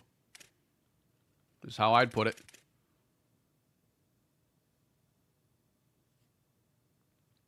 LeBron should join the Spurs.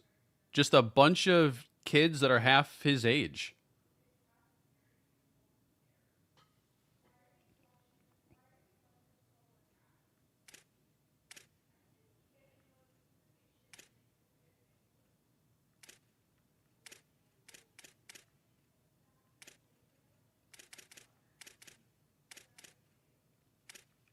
All right, so what we got for cover talent here in the secondary then? Latimer does have 80-man coverage. We'll take that. Where's press? All right, don't play much press this year. Not going to get away with that.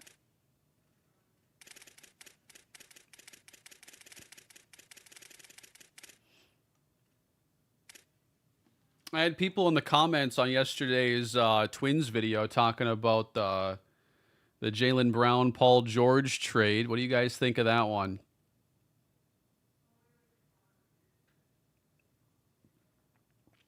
Should they have ended up getting a much bigger haul somewhere? All right, so Matt C. get freshman. Someone said earlier that he's meant to be a two-way. Definitely, he stands out athletically at safety with 89 speed, 89 agility, 92 acceleration. That's pretty good. 70 awareness as a freshman. Yeah, I saw the spin and juke on him earlier. I'm like, that's pretty good for a safety. 75 catching. The route running is a little on the low end. 61 release. 78 throw power. So, yeah. I mean, that's kind of an interesting player. Can you list a safety as a gadget on the depth chart?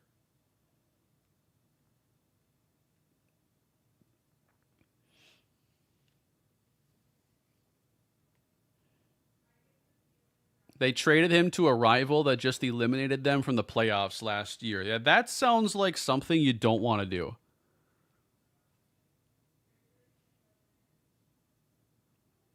He's a poor man's Akinjide.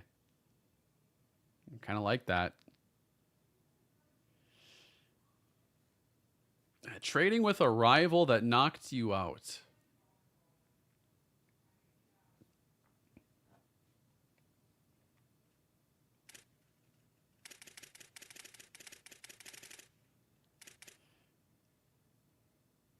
They traded him to a team that was the 7th seed and came back from a 3-1 lead.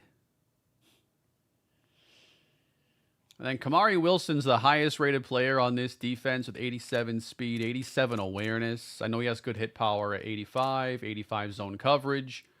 So, you know, I think he plays a lot of middle of the field and tries to be in the center of everything because we don't have a lot of great standout cover players. 80-man, 85 zone coverage.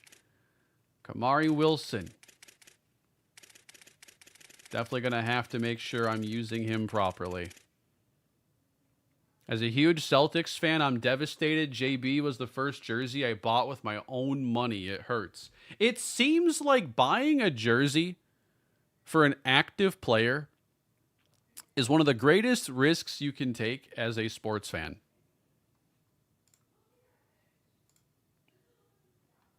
It often ends in heartbreak.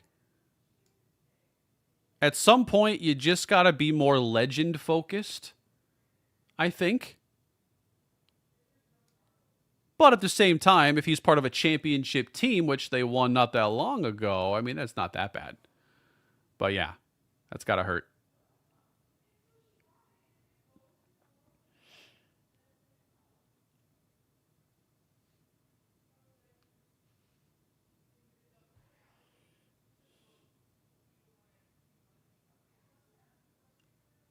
You inspire me to start a YouTube from my truck. Now that sounds interesting. I have a Josh Allen jersey. I think I'm safe. Yeah, I mean, you've had, what, like 8 years of him as the quarterback now? You're in a safer spot because you waited. But, like, if you buy a rookie's jersey, it better be like a Bijan Robinson. Like, you got to be real sure this is going to be worth it. If you're buying like a linebacker's jersey, like a rookie linebacker, you might just be a gambler.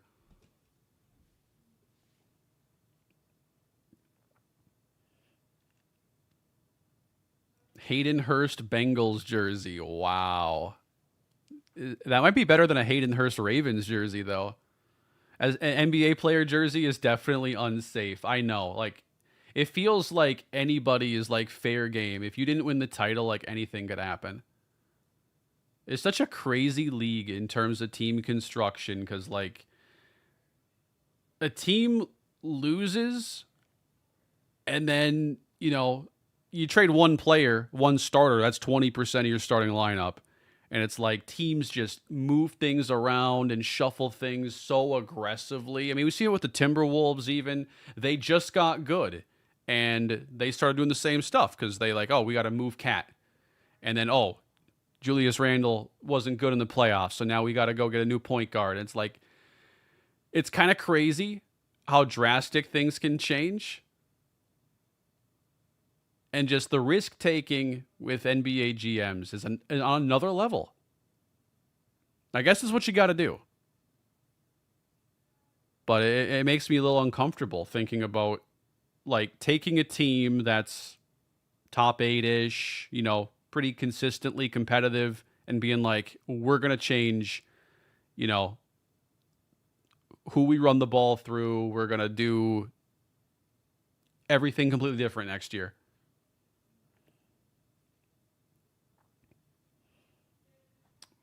Minnesota Vikings, Greg Jennings jersey was the first I bought with my own cash. I was so stoked when he became a Viking. I almost did that.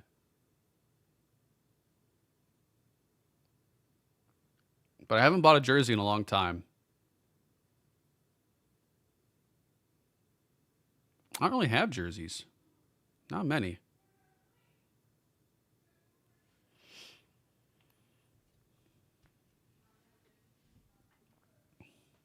In a year or two, Ant will be traded. Hey, don't start with that. Ant got to stick around for the long haul.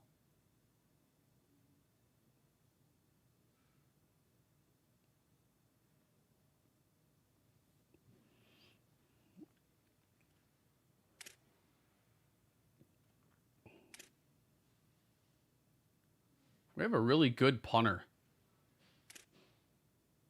And no, I'm not going to let him kick just because he has 97 kick power. I will play a kicker at kicker, even if it leaves me at a fundamental disadvantage. I'm not even like a huge NBA guy. I mean, I want to get more into it. I really enjoy watching the playoffs and everything. But like the Luka trade, like you got to be investigated for making a trade like that. Not just fired. Like, you got to actually be investigated.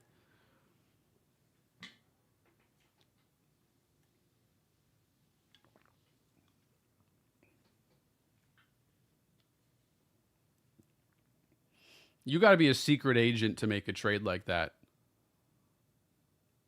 He was planted there. The Lakers planted, I forget his name.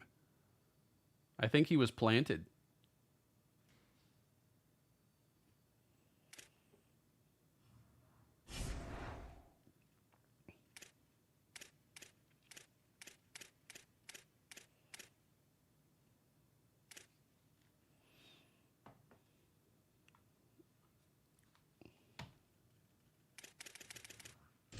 I think we did take a look at the other quarterbacks.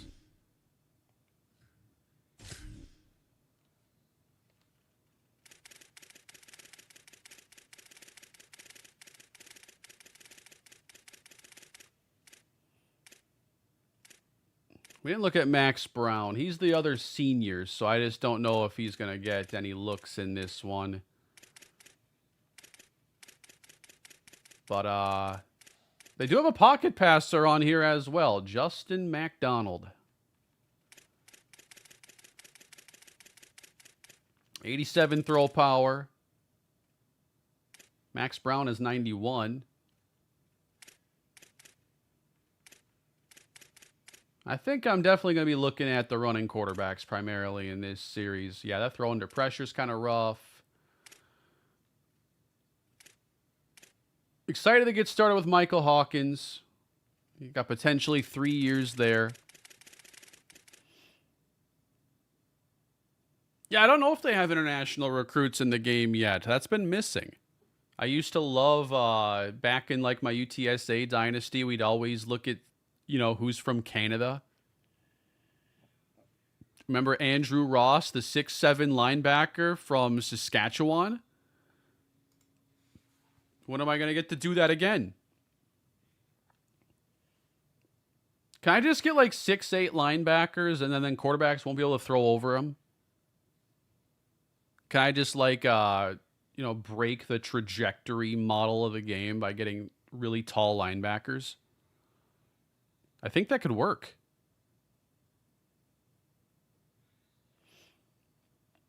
You think it's too much of a hurdle playing with small schools this year? Yeah, I mean, it hasn't been tough for a couple years. And now with NIL, I don't think you can brute force your way through recruiting as easily now.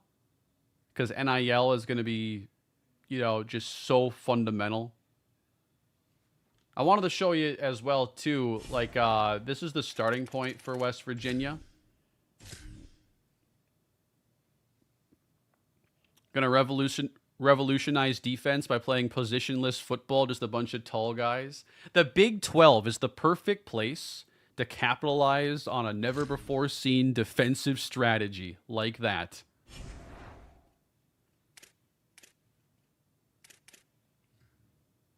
Oh, yeah, you can do custom conferences from the beginning now, too.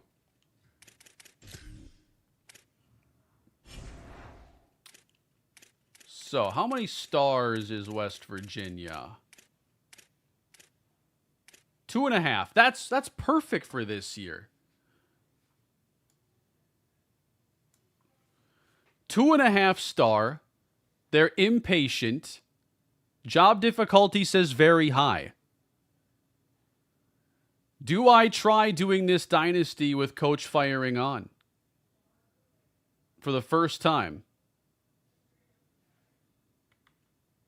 With all the new AD expectations and everything.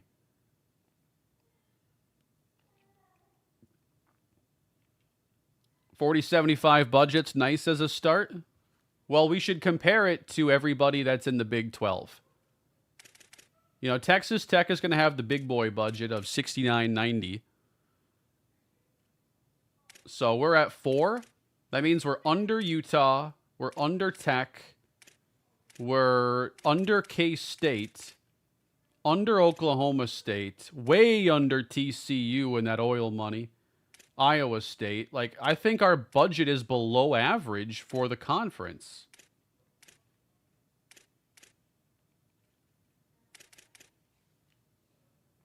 A one and done season would be really disappointing. Yeah, I don't know how likely it is to be a one and done.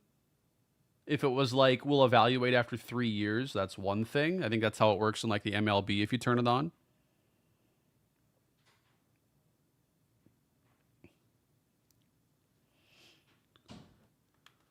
So, rivals are Pitt, Virginia Tech, Syracuse. Here's their blueprint.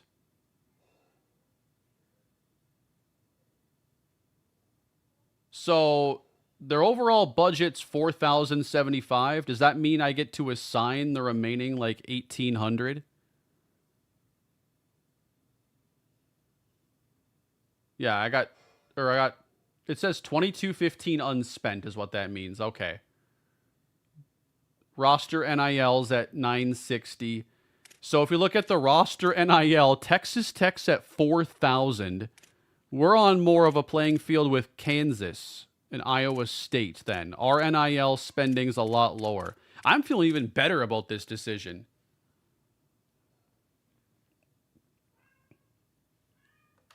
The expectations after a 4-8 season, win a bowl game in the next 3 years, have a turnover margin better than -5. Oh, can you imagine me having to deal with the possibility of being fired and having turnover margin be a decision, like the deciding factor or a deciding factor?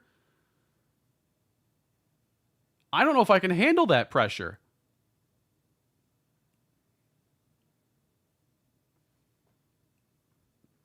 And then the grades. Academics, D.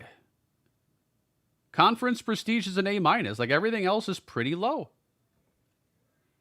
Look at Utah.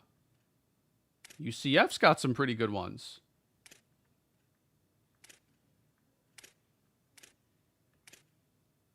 I like how the entire conference is just like mid to below average academic. Just shameless.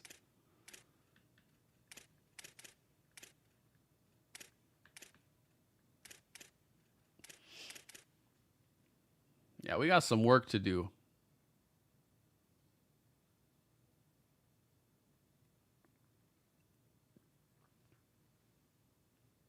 I think I'd have to do a little bit of experimenting in Dynasty to see if I really want to take on the possibility of being fired. Like, it would be interesting, but at the same time, like, do I want to leave West Virginia and start over? And is it something you can turn on later on and not have it on right away? Like, let's say I want to have no coach firing for 2 years, but I turn it on at like year 3. That might be something.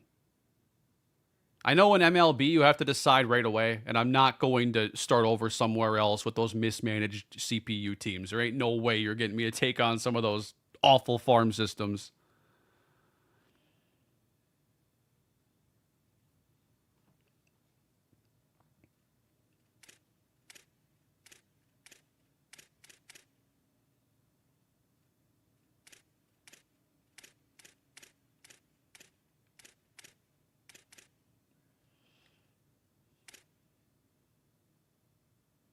So we know facilities are very important to player development in this game. They have $350 invested there. So, man, Cincinnati, what do you guys got? A weekend pass to Gold's Gym? 150? What are you guys doing over there?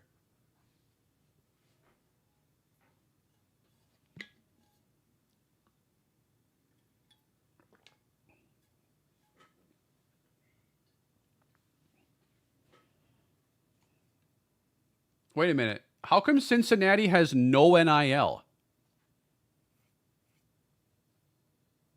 And they were 7-6 last year. Wait. Oh, that's just unassigned? Or how does... Maybe I'm not sure. Oh, recruits NIL because it's recruits. Okay. Never mind. Roster NIL. We spend less than them.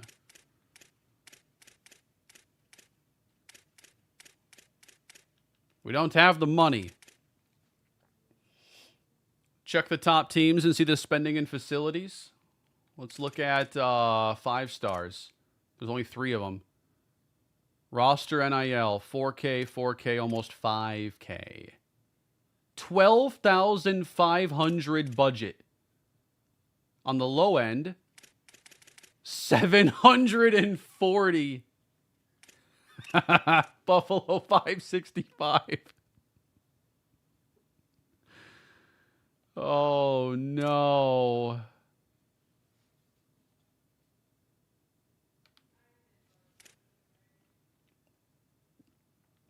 Check UMass. 410. A 410. They went 0-12 last year. Your expectations would be to make a bowl game in 4 years, have a turnover margin better than -10. Dude, that's setting the bar below the ground to be better than -10. Sign at least one 3-star recruit or better. Take on the Minutemen, guys. This is sad.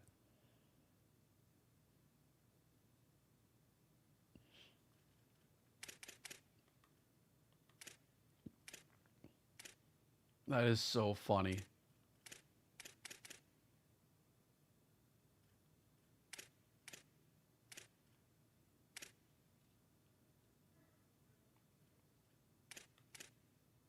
How does NIL work for the military academies? I never really thought about that.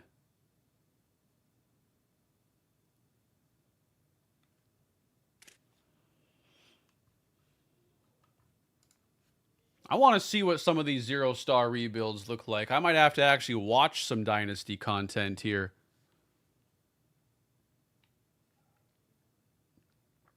I don't want to get fired from West Virginia and have to start over at UMass, where they're looking to get one 3-star recruit or better. Sign 5 recruits from Tennessee at signing day. That's cool. It's not a valuable one, but that's cool. Beat Western Kentucky. I like seeing the goals. Score 20 points in any game.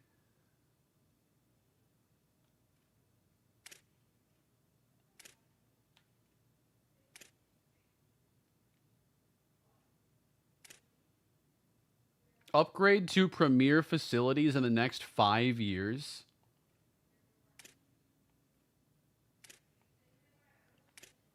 Go from D- to premier in 5 years.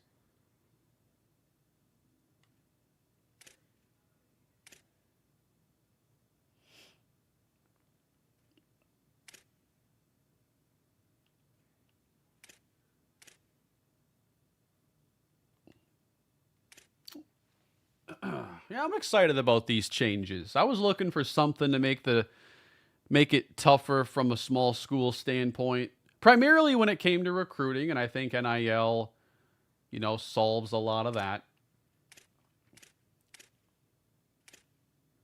But yeah, after breaking it down further, I think West Virginia is such a good choice for what I want this year. What's Delaware's goals? Get Joe Flacco to become coach.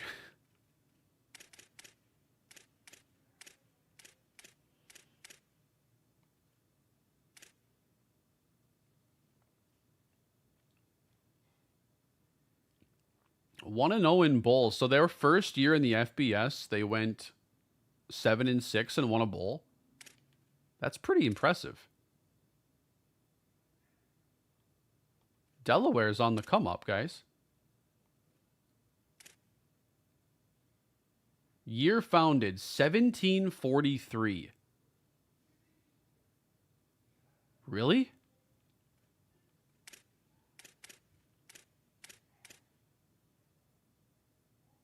Delaware is older than the country?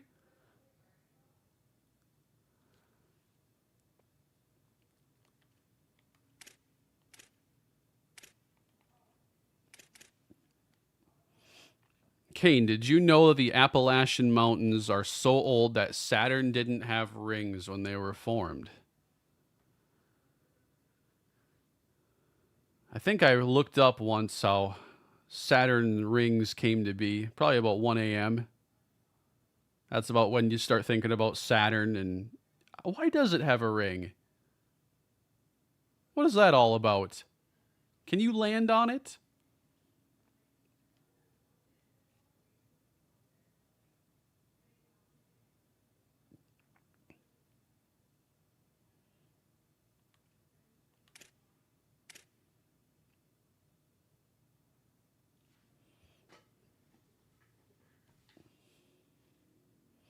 How about the new teams? Oh, let's see NDSU. And I want to know who their rivals are. James Madison's the only one. They should try to start a rivalry with Minnesota.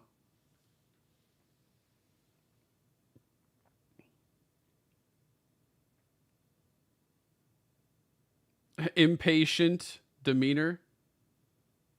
Pipelines, Minnesota. Minnesota has a pipeline? It's so regional, I didn't realize that there was a Minnesota pipeline. I guess most states have at least one.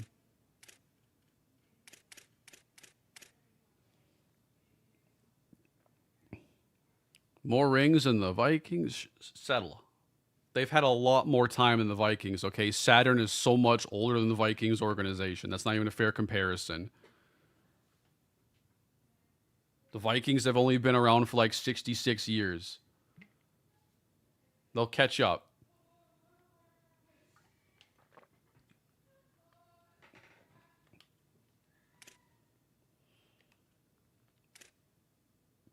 Upgrade to competitive facilities, have a turnover margin better than -10.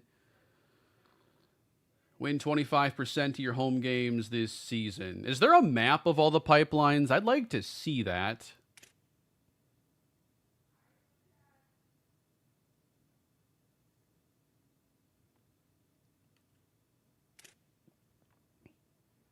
I kind of just wanted to see their stadium because they play in the Fargo Dome, right? Do we finally have another dome in the FBS? I just want to take a look.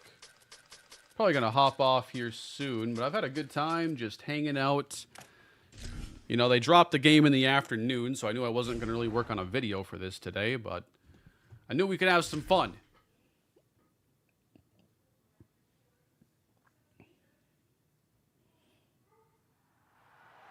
No, NDSU is not my team. It's going to be West Virginia, but we're going on a tangent right now. The Bison. It's very cool to see them in the game now. They should be rivals with Syracuse to be the best dome team in FBS. Now that Idaho's gone, there aren't that many. North Dakota State Stadium.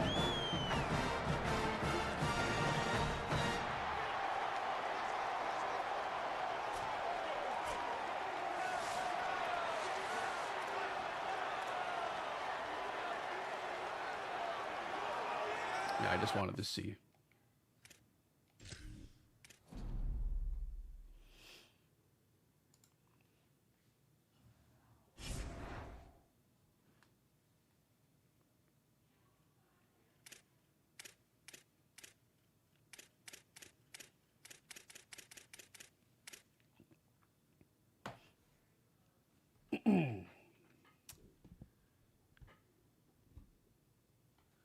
All right, guys, I think that's going to do it for this first stream of CFB 27. I hope you're excited to see what I can do with West Virginia this year. I will, now that it's been announced, I'll look to get that started as soon as I can. I do want to go through and take a look and see if there's any slider changes I want to make. I'd like to explore kind of the wear and tear settings a bit more and see if I can come up with something a little bit more to what I'm looking for from a series this year. As far as the sliders go, I don't imagine there's going to be a lot to even adjust because, like, there are less sliders in the game. There's no pass coverage. There's no pass defense reaction time. So it really just boils down to, like, QB accuracy, pass blocking, stuff that probably won't take a long time to tweak and adjust. And I might want to mess around with that a little bit here over the weekend. But I want to check out Road to Glory. I'm probably going to get into that tomorrow and see if I can get something underway that's fun for the second channel. But the main channel has seen a lot of college football the last couple of years, and now West Virginia is going to be our next journey. I will be playing every play of every game. It may not be as long as some of my other dynasties. We'll see what it becomes. But I think it'd be fun to think about the possibilities of having a dynasty on the main channel along with a Madden franchise. Hasn't been that way in a long time. But thank y'all for watching. I hope y'all enjoy and take care of yourself. I will see you all next time.